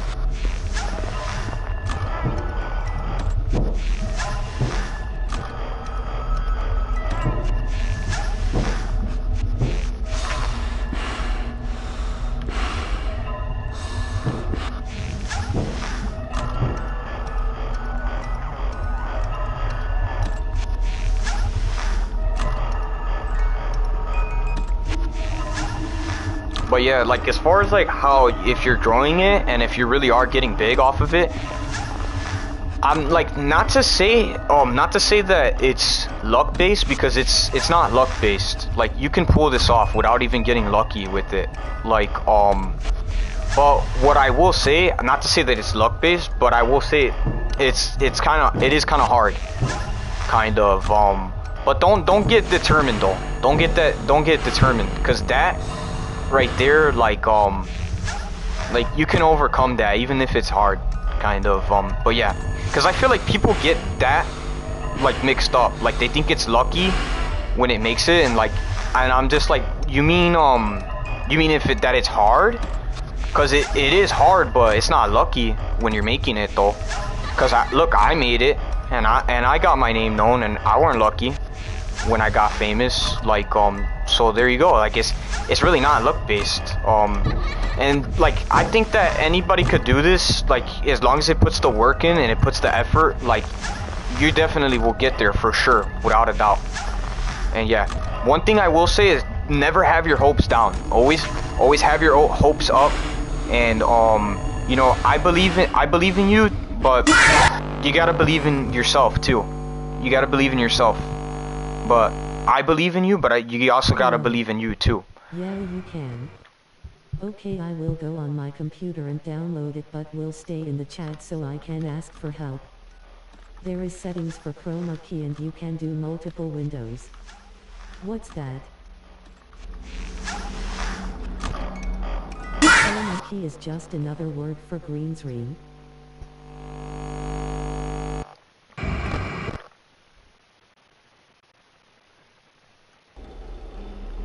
Oh.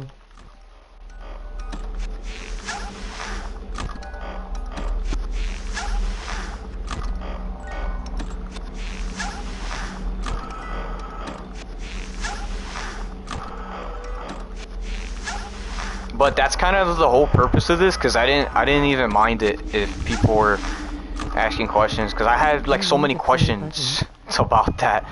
Like, how do you get your brand and stuff out there? And yeah.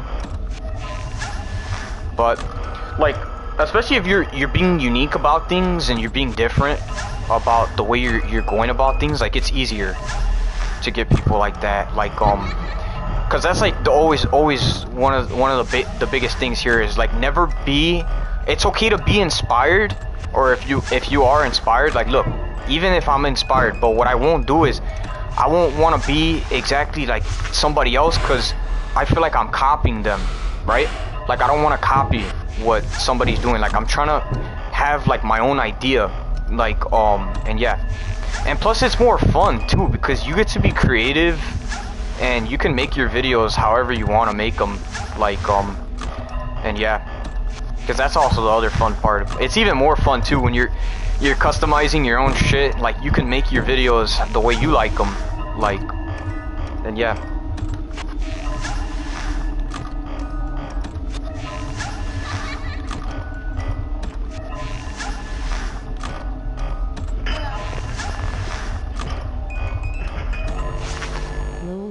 How we ain't even watching the video but instead just talking in the chat about screen record live stream lol and trying to help, but not actually paying attention to the FNAF 2 gameplay.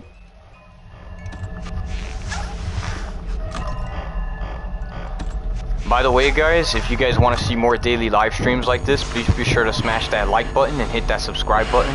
Would really appreciate it, thanks. Yeah, and any questions you guys have about anything, like even if it's growing the channel, like I'm more than willing to share it.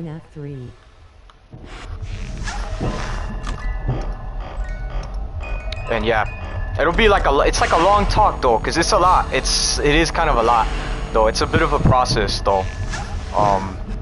And yeah.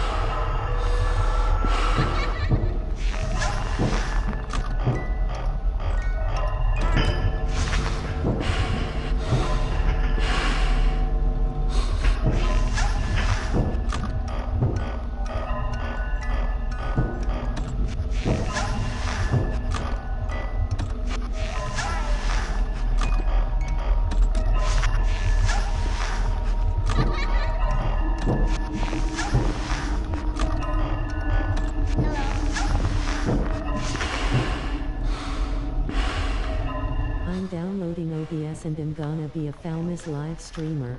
I'm downloading OBS and I'm gonna be a famous live streamer. Nice. You got it? Did you get it or no?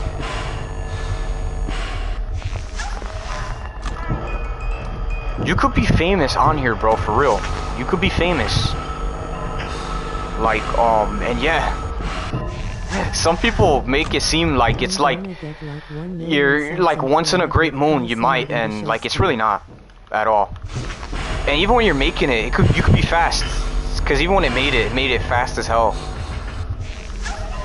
All right, like what are your goals or any ideas for games that you have that you're gonna record?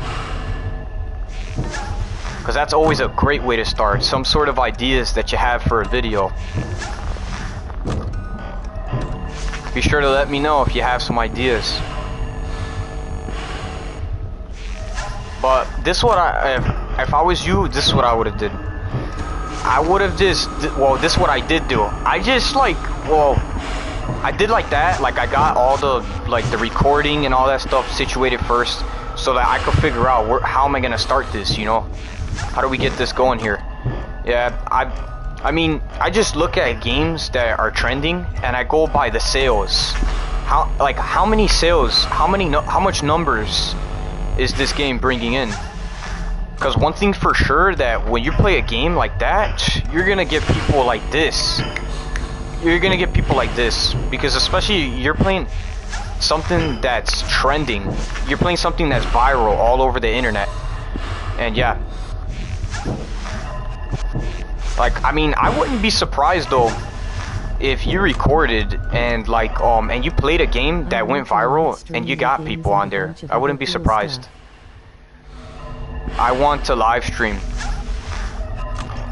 and live stream Wii games and a bunch of other cool stuff. Okay, Wii games. You could get people watching off those engines too. Any other ideas?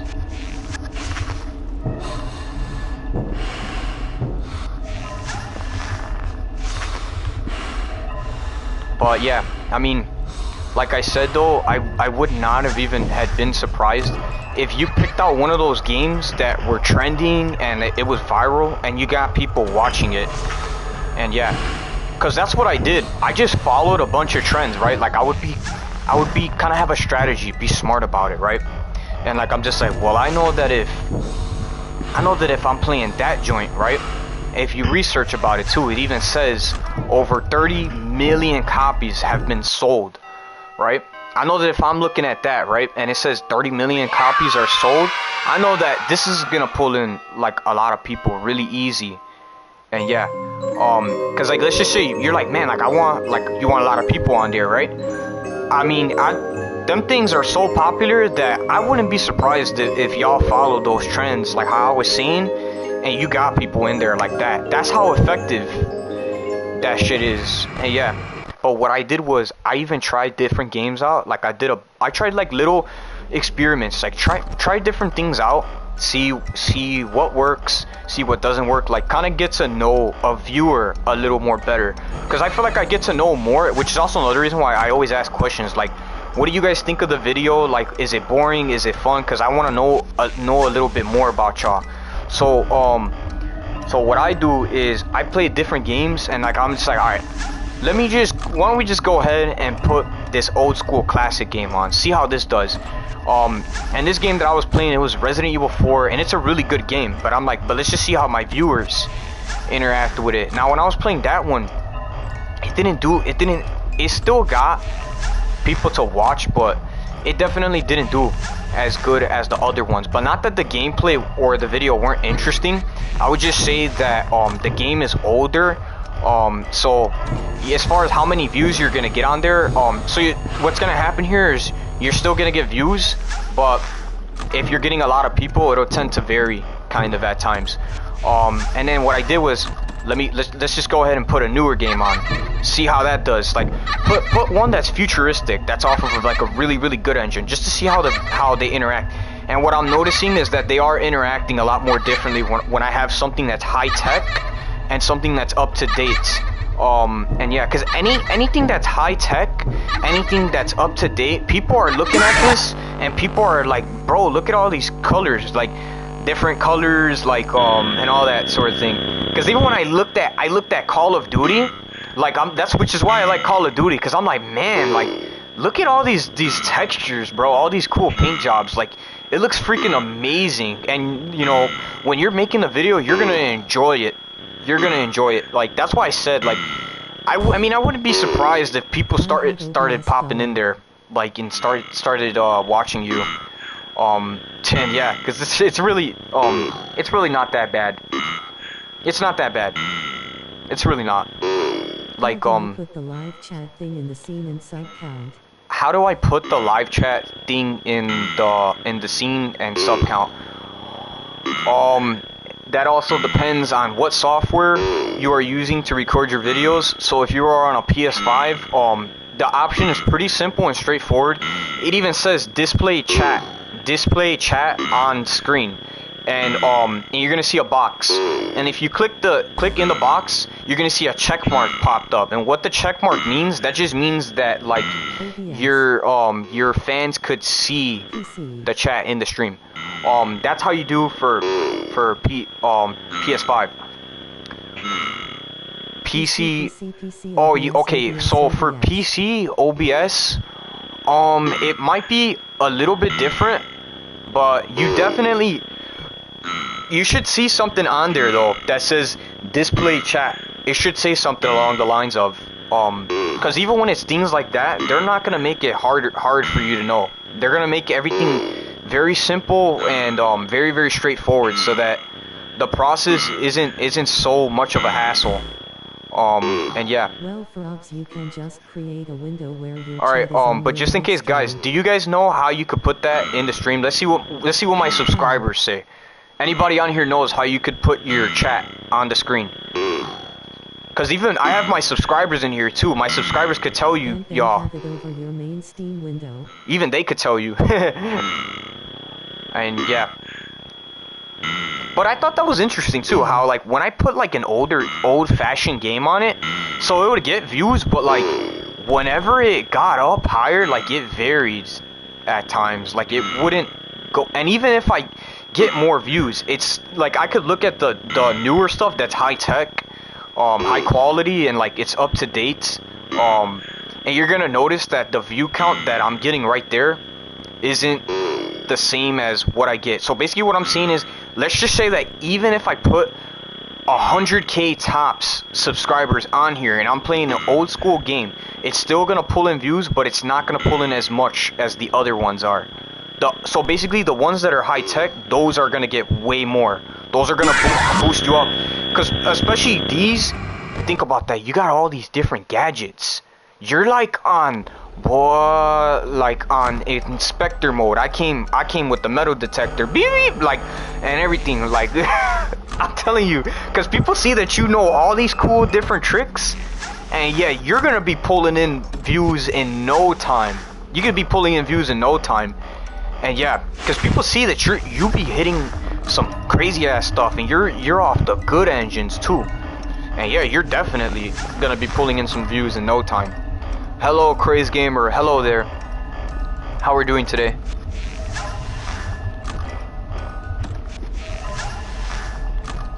But that's why I picked Call of Duty, because I mean even this game is really good too.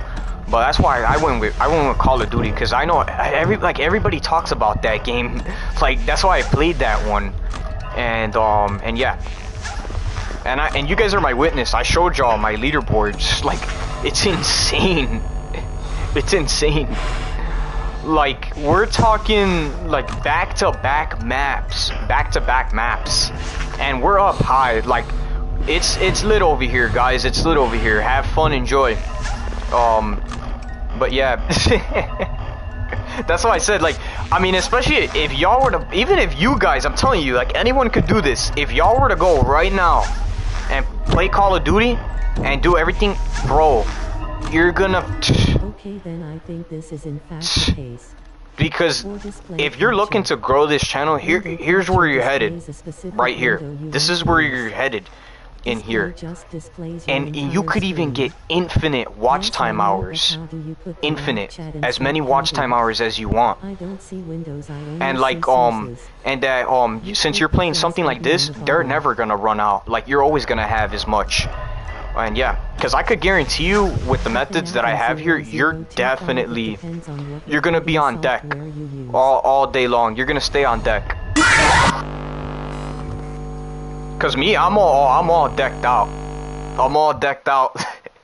That's why I was even saying it. You guys were asking like, what else do you have? I'm like, oh, I'm decked out. I'm decked out. I'm all decked out over here. I've got you name it all. You name it all. Like, and yeah. Yes, but how do you? Dude, you guys are gonna have a blast. Watch, you're gonna trip out. You're gonna be like, man. Like I watched this one guy and he was telling me and whatever and.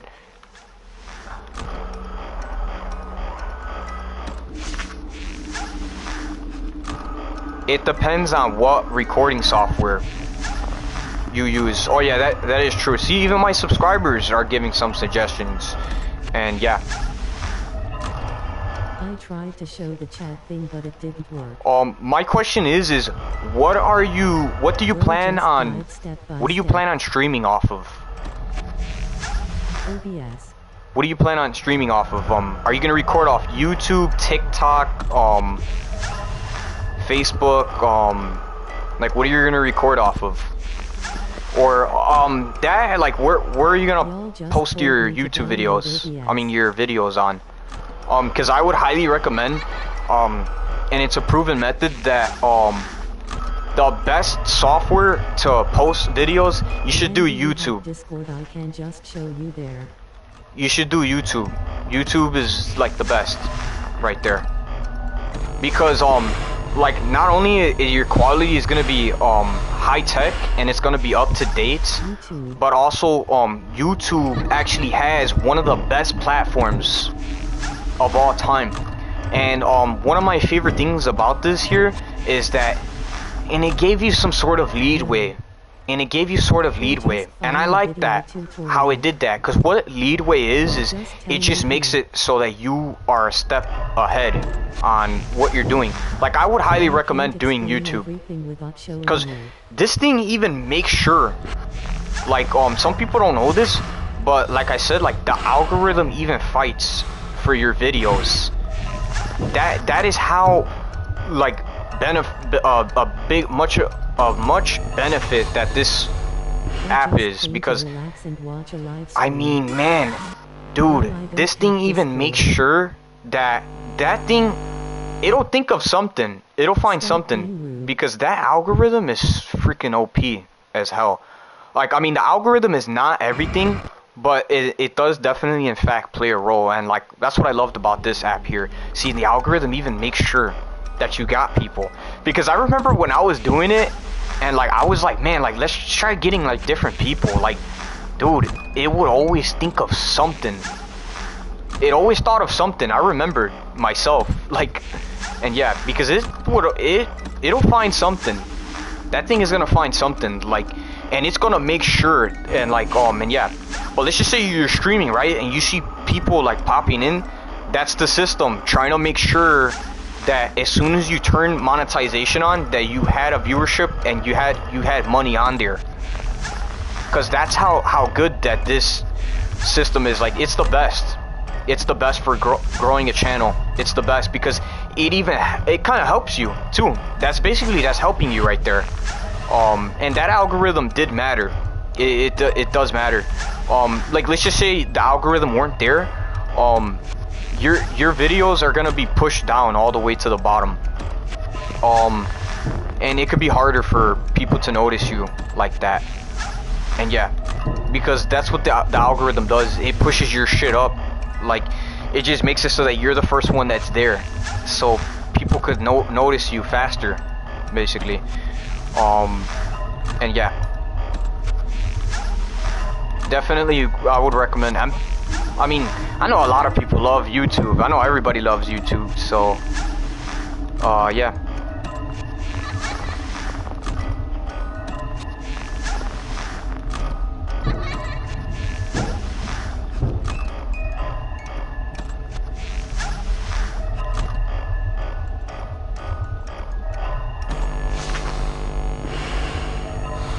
But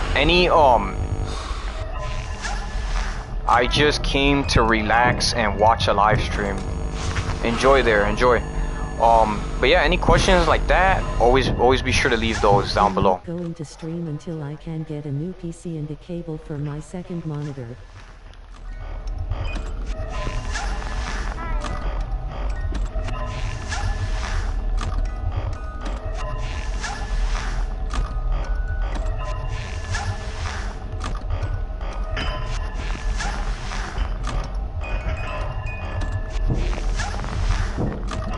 I'm not gonna stream until I get a new PC and cable for my second monitor.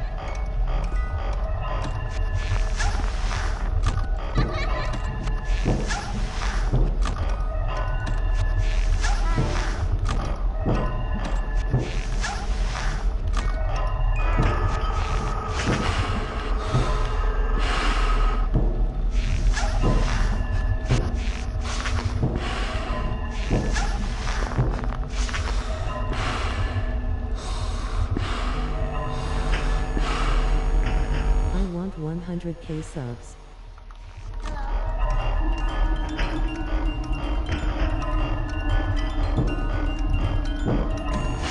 But I'm like, not to say that all the other streaming platforms weren't good. Like they're good, but they're not as good as YouTube is though. Like I don't know. For me, they're okay. They're all right. They're not really like, cause I can make sure you're headed in the right direction here, and like it, cause I said it earlier too, that the other platforms, like, they don't give newer creators a chance to, like, you don't really get a chance to monetize on it. And yeah, like the only ones that most newer creators get, usually like YouTube and how do you say it? Because the thing is that it kind of shows like favoritism, like oh, this is like my favorite right here, like it's showing it, which is not really good, because then, like, let's just say you don't want it to show favoritism, right? Because some people aren't gonna want it to show favoritism. Oh, I like this better than I like that right there. Like the thing with here is that it's kind of not good, because then like the chances of you turning a monetization on it isn't really likely to happen, which is kind of why I said go with YouTube, because YouTube has got you covered in so many different ways, and there are so many better opportunities on YouTube than there are on any platform that's there. Because look, like I can pull up my Instagram account like right now, and like it's not even giving me a way to like turn it on. But as far as like how like stable you'll be with income, I mean, well, YouTube has like one of the, like, you can even look it up, the top trending, and like it actually has the richest, it's actually the richest system that's on there. It's a rich system. So even if you, basically what I'm saying is, well, even if you had just that one, you can pull in talk cake with that all day. You're getting talk cake, guys. Like, and I could guarantee you, you're gonna have cake in like no time. Like, because especially you're on YouTube, and YouTube has like the best. So, and yeah, I don't know. Like maybe there's steps that I'm missing on Snapchat. Maybe I am, but I don't know. Looked everywhere, I don't really see nothing. So 1K subs for monetization, and even then you still need to make exactly $100 before you can cash out. And yeah, but as far as like, cause once you have monetization turned on, if you want to know like the difficult parts of doing this, like those watch hours are like, cause it's really not that bad, but and then once you got those out the way, you got the watch hours. Like, let's just say you have monetization turned on, and you just need to make the money. That's like a minor little situation, cause once you have monetization turned on, like you're all set. You should be set. You should be all set. Because that's easy. That's the easy part. Because I find it that it's a little more trickier to have people sitting there watching that thing for hours than it is to actually make money, because it's easier to do that. And yeah, because once you got that thing turned on, I mean, you should be all set. You shouldn't have nothing to really worry about. And yeah.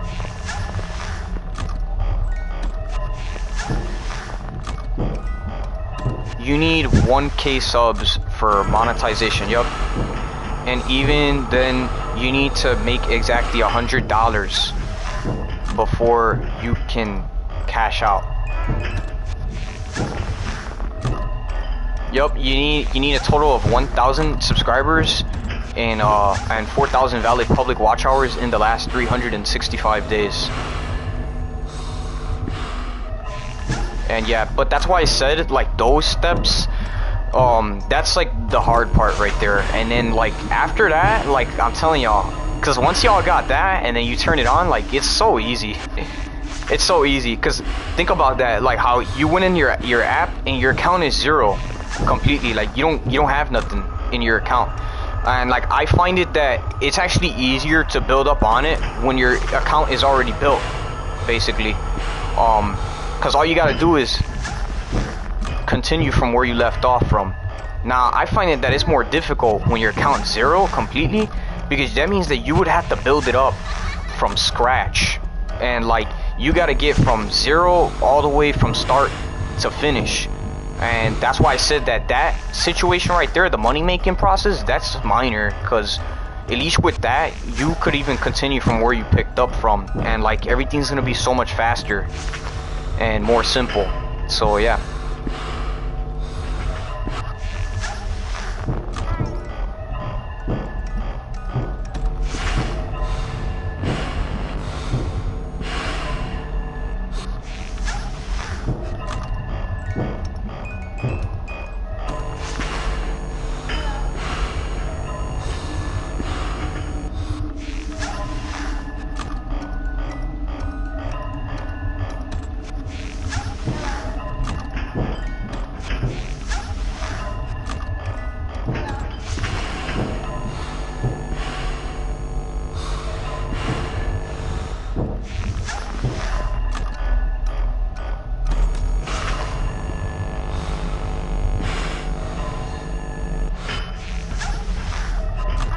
But yeah, like, but that's kind of why the system had you, and I like how it made you get those watch time hours, because the good thing with this is, like, let's just say you're like, well, how do you get more money on here, right? Like, I want more money off, I want more ad revenue off of my stuff. That's kind of why the system sets it up that way. It has you get watch time hours, because I find it that when I'm getting watch time hours, I noticed that I was getting more views like that. So basically, in other words, this system is so, like, whoever created this is complete genius and is a complete G. It's, you know, they're profoundly freaking G, because this that thing would, I mean, I wouldn't see how, because that thing even made sure that your ass was rich. Because that's why they put those there. But at first, I really didn't understand it. Like, I'm like, but how though? Like, how would it put it? But I was like, oh, and then once I saw people watching, I'm like, oh, no wonder how. That's why they put those there, because they know that you could get more views when you get more watch time hours. And I'm like, wow, that's a very clever idea. Like, you can tell that these people that made that knew what they were doing, and that they knew how to, like, make sure that whenever this thing made money off of it, that it could be financially stable for good. And yeah. Yep, pretty much. If you want more views on your videos, you just keep grinding for watch time hours, I would say. And yeah, because you keep grinding watch time hours, you're gonna be pulling in views like in no time. And yeah, because I remember this one, like a lot of other streams I did, like even this one too. But like there was this one stream I did, and like I kept the stream playing for like a long time, and I had a lot of people on there, and like when I took the stream off, I had like 500 views on that video. And yeah, but just in case if you're curious, you're like, well, how many views do I need to get paid good? Let's just say that you're having like a hard time getting to like 1 million views, right? You could still be financially stable even if you have a couple hundred views or maybe 1,000 views on it. Because as long as you have the views consistent like that, it's gonna pay you good like that. And yeah, because I would recommend about like 500 views, at least like 1,000, and if you could get more, a little more than that, that would be pretty nice right there. And if you have them, you gotta have them. The only thing is that you would have to have them like that every single video, so that it could pay better. You know what I'm saying? Because if you're gonna have them like that, like let's just say you're getting them here and there, then it could be a little harder, because you're gonna make like a couple of cents, maybe a couple of dollars like that. And yeah, but the question is, does it have to have 1 million views on YouTube in order to be financially stable? You don't have to have that many views, like and yeah, it's definitely, what I will say is, it's better to have some type of credit on every single video than no credit at all. And yeah, because I mean, I did research about this stuff too. I mean, but there's YouTubers on here, they're not at the 1 million mark, but they get like a lot of views still. Like they get like a couple hundred views, but they get them on every video that goes out. So it just makes it so that since you have that many like that, that it could all accumulate or equal to, like, I mean, I could make it it'll accumulate to 1 million views in total, because I keep building them like really fast like that.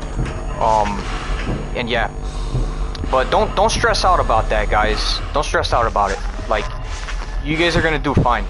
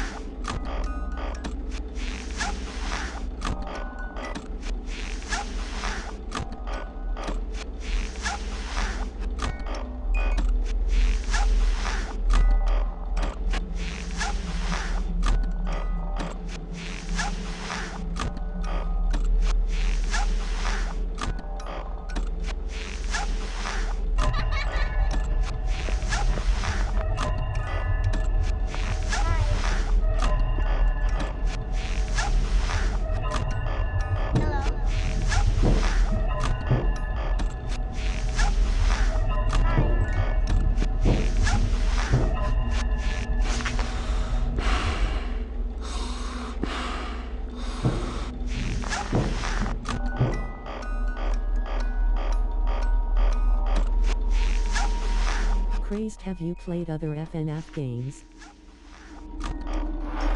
Horror Crazed, have you played other FNAF games? Yes, I have.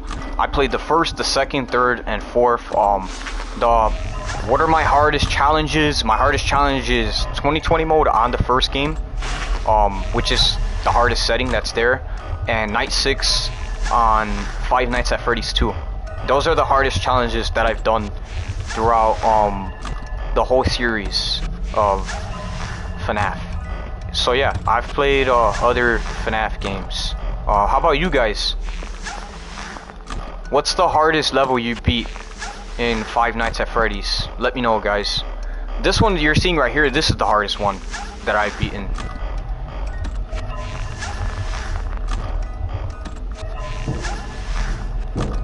Because even for Night 6, like, you know, at first when I played it, like, I'm thinking that it's gonna be easy. I'm like, oh yeah, it's gonna be easy, you know, it's just Night 6. What could be too bad? And like, and then I realized, I'm like, wow, you know, and then I beat it, and it gave a 3rd star, like, and because that's how you could tell if it's a challenge or not. Like, well, usually, if you see that that level's giving you a 3rd star, that means that that night that you're on is like crazy, because as we all know, if you've played Five Nights at Freddy's 1, you wouldn't get a 3rd star until you beat 2020 mode.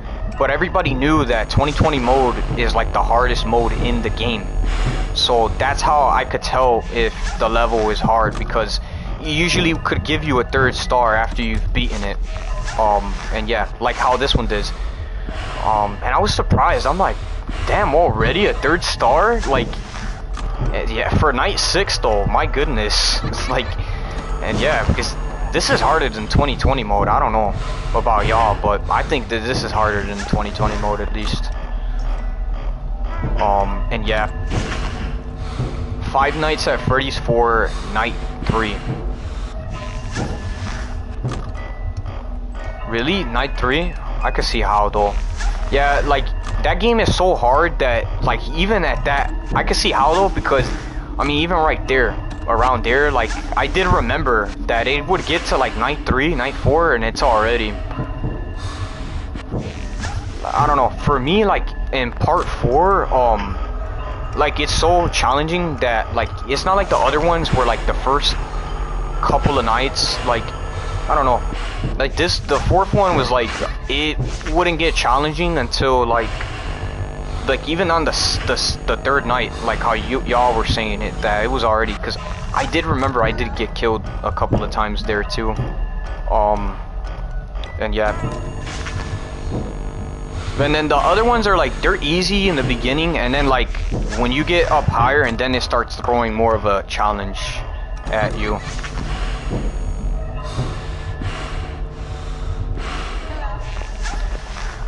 Have you guys tried Night 6 on Five Nights at Freddy's 2?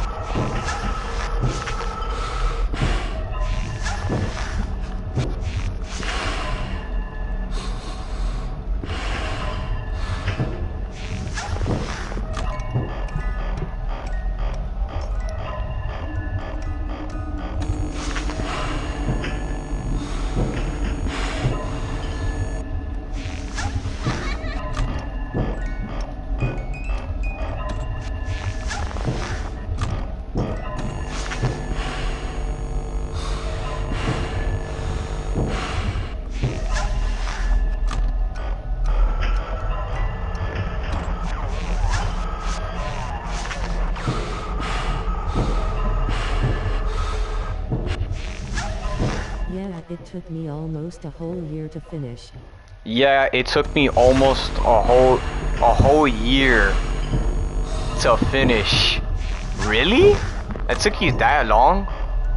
That must have been that hard. I mean, I believe it though, because even on Outlast 2, I've covered it on insane difficulty, and I've platinumed that game completely. I've unlocked all trophies that are in there, and it did take me a year like that to do it. Well, not a year, but it did take me quite some time. Like it took me a few weeks to finish it. Like I remember being stuck, but the first time I played it, that one on insane mode, like it was so ridiculously that like I remembered I gave up the first time I played it. I quit on it because it's just I couldn't. At first, I almost couldn't even do it though. I couldn't do it. I almost couldn't even do it. And then but then I decided to come back to it because I seen on the first game how I did, and I did really good, and I beat that one on insane mode. But then I'm like, if I beat the first game on insane mode and if I was already there, I would've might as well just finish it. Like it wouldn't be the point. And then yeah, and I ended up clutching it. But yeah, it did take me a few weeks to finish that shit though.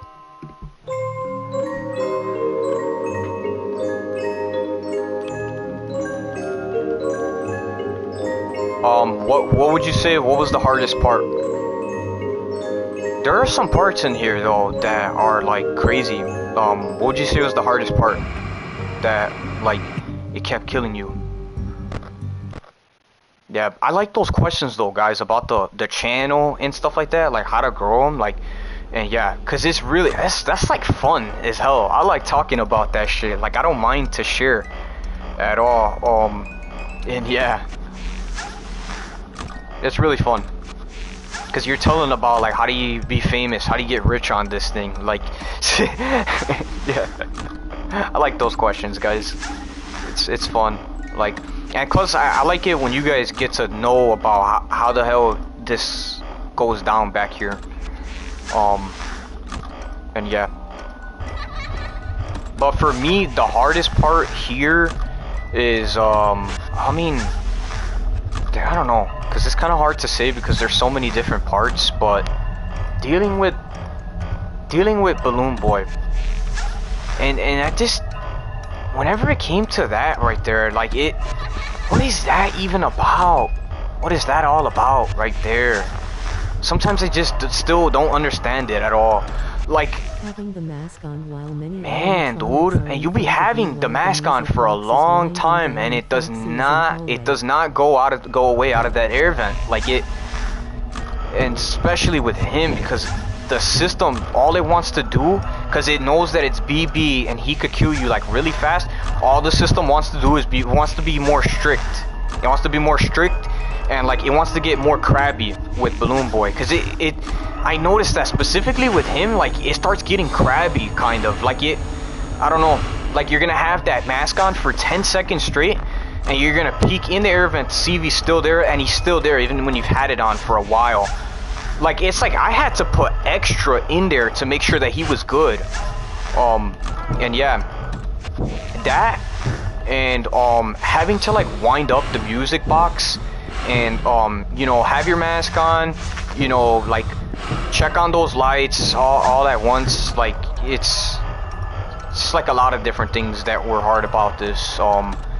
And yeah, because the overall challenge itself, like I mean, it's challenging enough to where like I feel like even sometimes, like every once in a while or so, even sometimes I press the wrong buttons too. Like I get mixed up because it's just a lot of it's a lot of different things going on here, and that's how tricky it is. That even sometimes I click on the wrong button and I press the wrong button by mistake. Another hard night was FNAF Sister Location Night 4.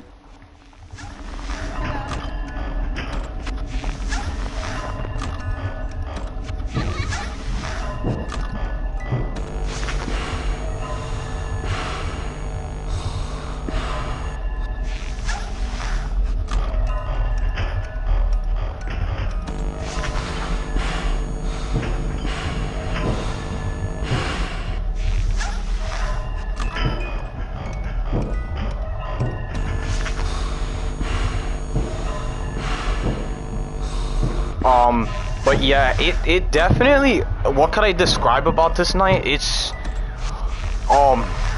pretty intense, like, and there's gonna be times where, and you might not even have enough time to even do anything at all.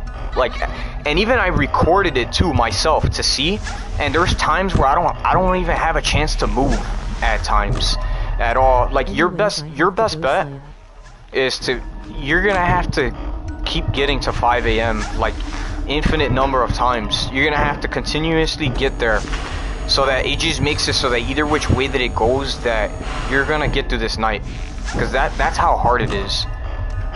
Another hard night was FNAF Sister Location. I haven't played that one yet. I would have to see how it is. And yeah. Hey, sorry I'm late. By the way, guys, if you guys want to see more daily live streams like this, please be sure to like and subscribe. Thank you, guys.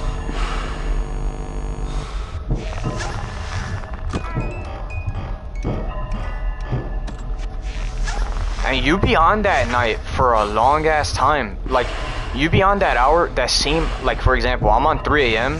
and like you're still, well, it just hit 4 a.m. but it'd be there for a long time. Like, and yeah, because I remember that shit dragging. Like, I'm just like, bro, just get to 5 a.m. already. Just get to 5 a.m. My goodness. It's like I had to make it. Because honestly, the overall idea of this strat, it's like I had to make it that either which way that it went, that I would pass this freaking night and be over with this already. I mean, I could make it so that either way, my best solution when beating this, you're gonna have to get to 5 a.m. an infinite number of times. So that it just makes it so that either which way that it goes, that you're gonna beat this.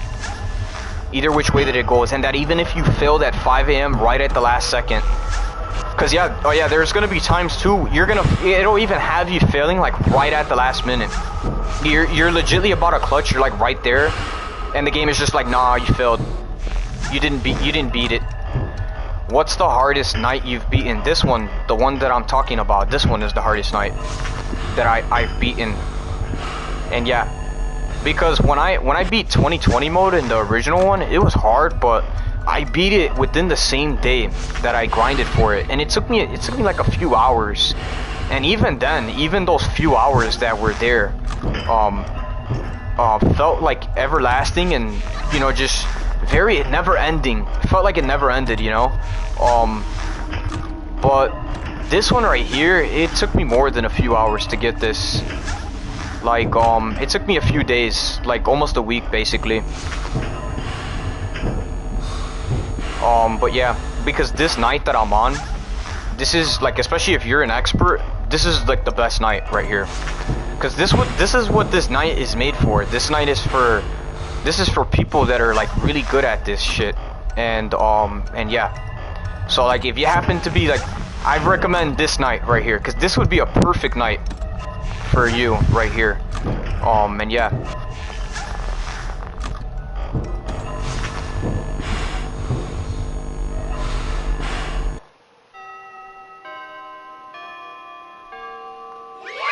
How many FNAF games have you beaten?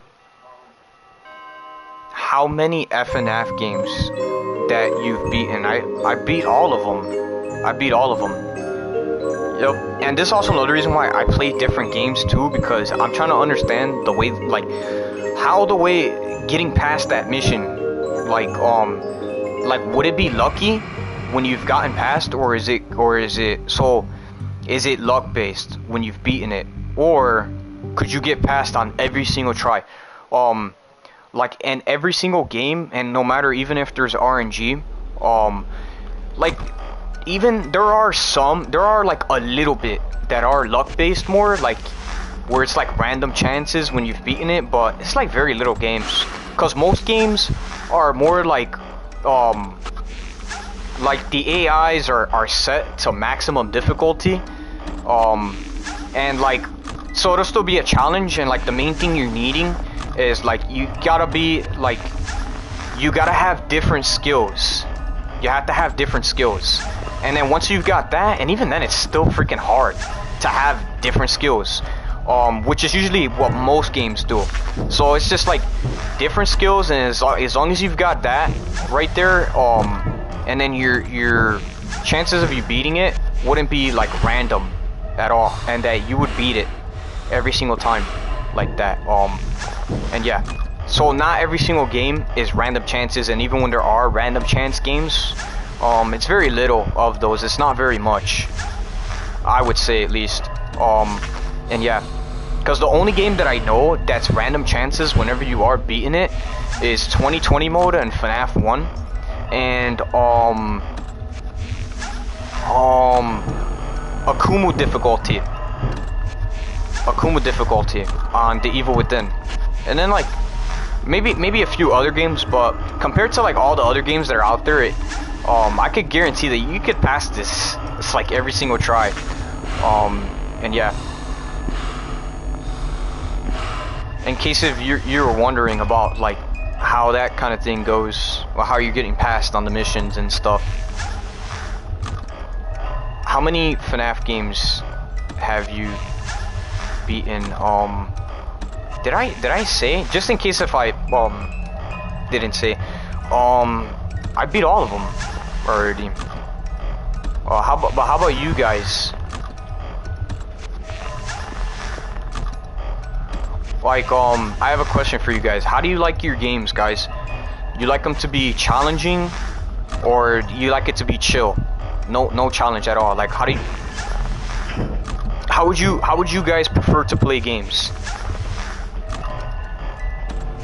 But for me, I like it to be a challenge, because when I'm going for clips or I'm going for something on here, like I like it to be like you're going for something insane, like something that's epic, you know what I'm saying? So I would prefer games that have a challenge, and plus your skills and the way you're gonna be picking up kills and your clips are gonna be looking cleaner with that right there.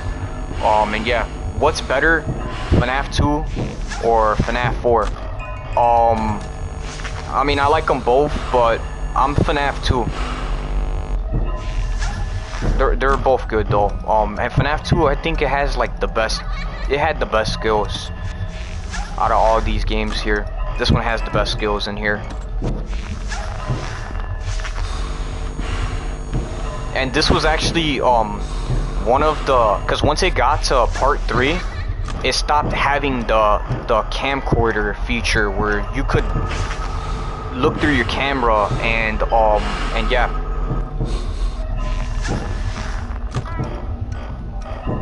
Which is what I liked about FNAF 2, because I like that camera right there, like it.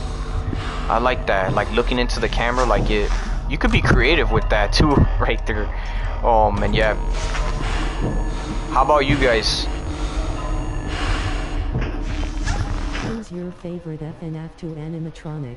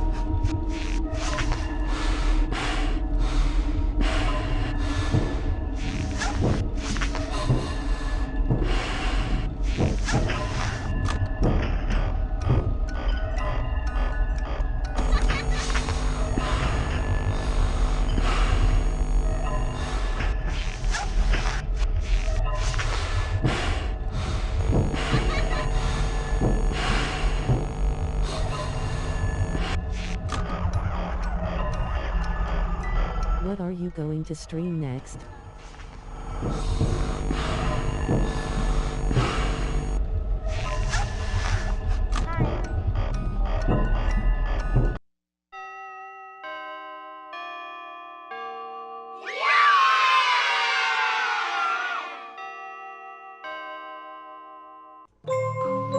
What are you going to stream next? Call of Duty. Call of Duty. That's the next game I'm streaming. Thanks for the question, by the way. Yeah, that's how I do with my streams. I have it. I'm very peculiar about how I have it set up. I usually do Monday and Wednesday I do Call of Duty, both times, and then and even with the map I play, it kind of depends at times, but sometimes I change it out, sometimes I don't. And yeah, but I do change it out. It just depends or whatever. Like and yeah, because I do switch those maps out too, because I like it to be a little bit of everything, and that way y'all get to watch a little bit of everything, not just like one thing. And yeah, it's usually Call of Duty, because I always have Call of Duty in there regardless, and then what else ever game that I decide to play after. It's kind of random at times. What else I'm gonna play besides that after that. And yeah. But it's either some other like random game, like whatever else I decide to play, or I usually ask you guys like what game would want to watch, and then yeah, pretty much that's usually how I have my schedule. And yeah, and that's also another thing I like, guys. I always ask you guys like what game would you want to see, and yeah, and I always played it. I always played what you guys would ask for. And yeah, but definitely it's always gonna be Call of Duty. Always gonna be Call of Duty, because that game is like top sellers, and I know that you guys like watching those. They're fun.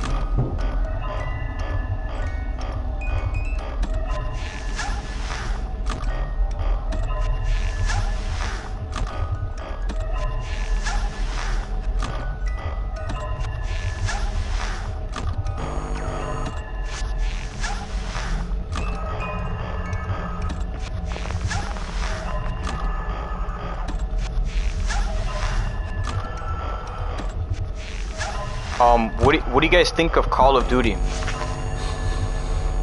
What do y'all think?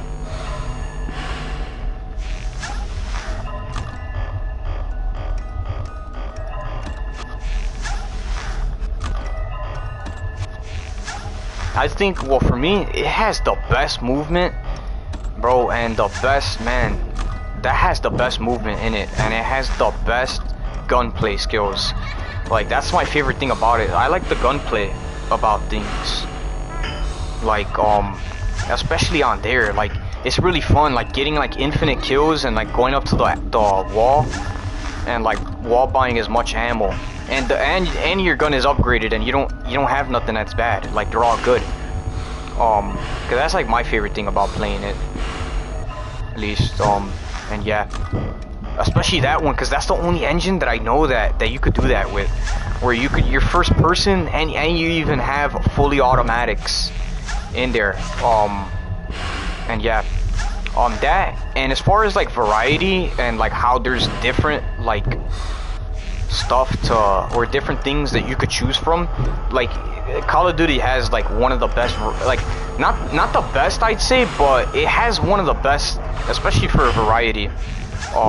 It's a really good game though, and yeah, and that way I like that one too, because as far as like, because people even ask me like, man, like how good are you at it? Like that's why I put that one on there, so that you could see that I am really that good at it, because you could tell more when you're playing a Call of Duty game on it, if you're and that way for you could see the skills more effectively, because you can see, I mean, you can see the skills effectively with any game, but you can see them way better on Call of Duty, definitely, without a doubt.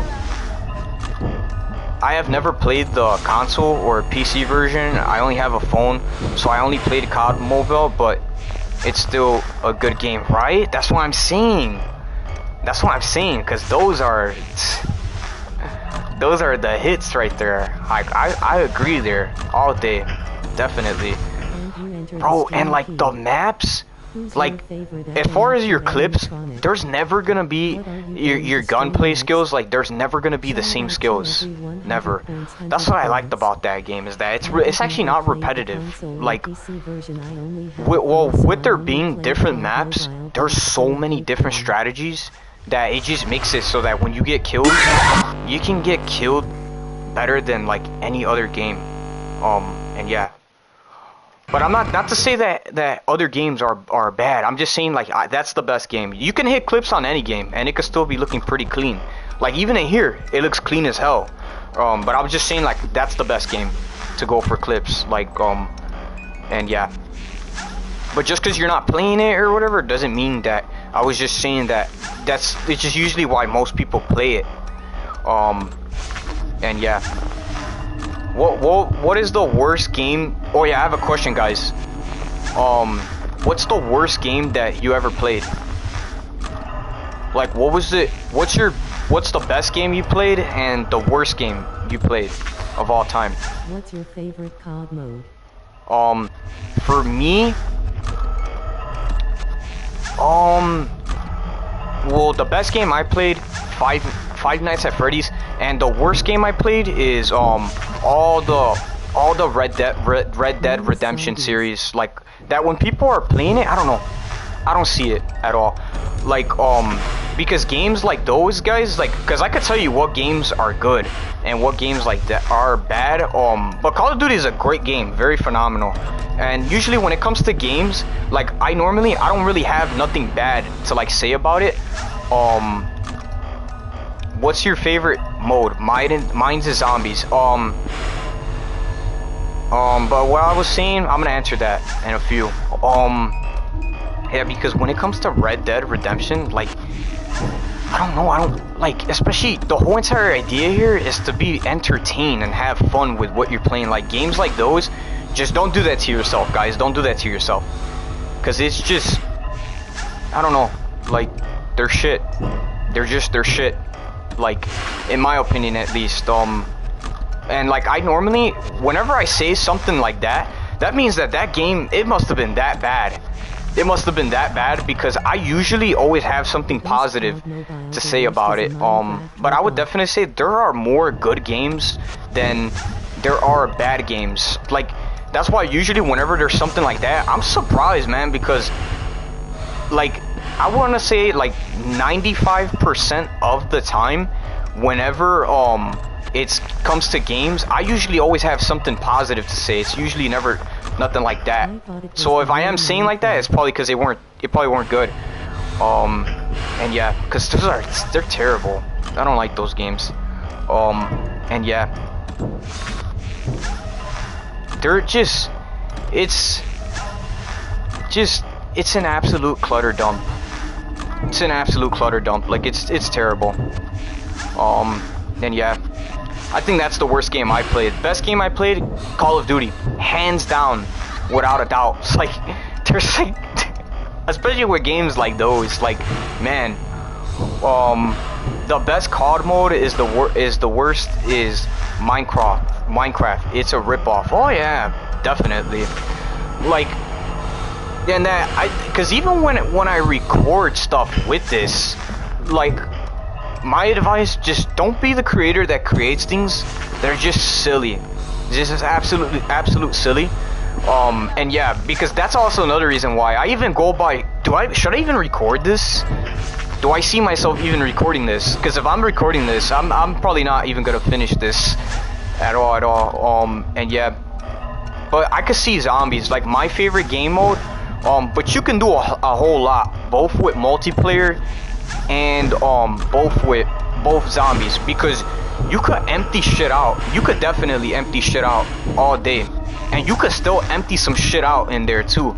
But like, from an expert's point of view, you could do more. You could do more on zombies. You could do more with that, and I'm gonna explain why. Because when your clips, you're getting them, like, they're not splitting. like especially on there, because you could be hitting back to back all day long, and you could do that same strategy but with different maps too. And that's why, because I like those, because you could stack up on the clips and you could be back to back. That's why I said I mean, you could do a whole lot on multiplayer too. You could definitely empty some shit out there too in multiplayer. Hell yeah, all day. You could empty shit out all day in there. But especially in zombies and your Richtofen, oh man, it's so over with. It's so over with, bro. Because especially, man, bro, you're talking like infinite AK ammo, and you got some of the best, the best of the best characters of all time. So that's why I would definitely say zombies. You could have done more with, like, where do you even start? Like, I don't even, and sometimes I don't even know where to start, man. Like, and yeah, and it has like, I mean, it had the best crafting though, I think. Like, you could build shit in there too. That's why I like the Ryzen Draki, because you got the bows and you could build them. And yeah, it's pretty fire, guys. Like, but yeah, definitely I agree there. And good choice there. Good choice. I definitely agrees with that. Oh, I agree all day long. But even if I like zombies better, doesn't mean that I don't like multiplayer. I'm just like, from an expert's point of view, because I could tell you which one. And yeah, definitely zombies is the way to go. And yeah, but you can still hit some clips though on multiplayer too. Yeah. Any other questions though, guys? What's the hardest game that you guys have ever played?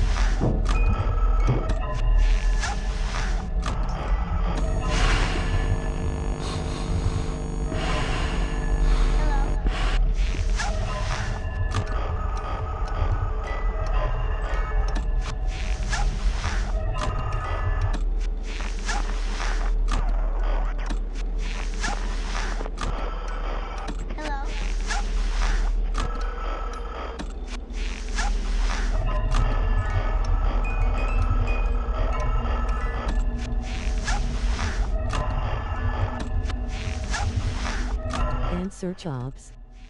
The best COD mobile, the worst is a Minecraft ripoff. I thought it was the real Minecraft. Top 100 points. I got to go by.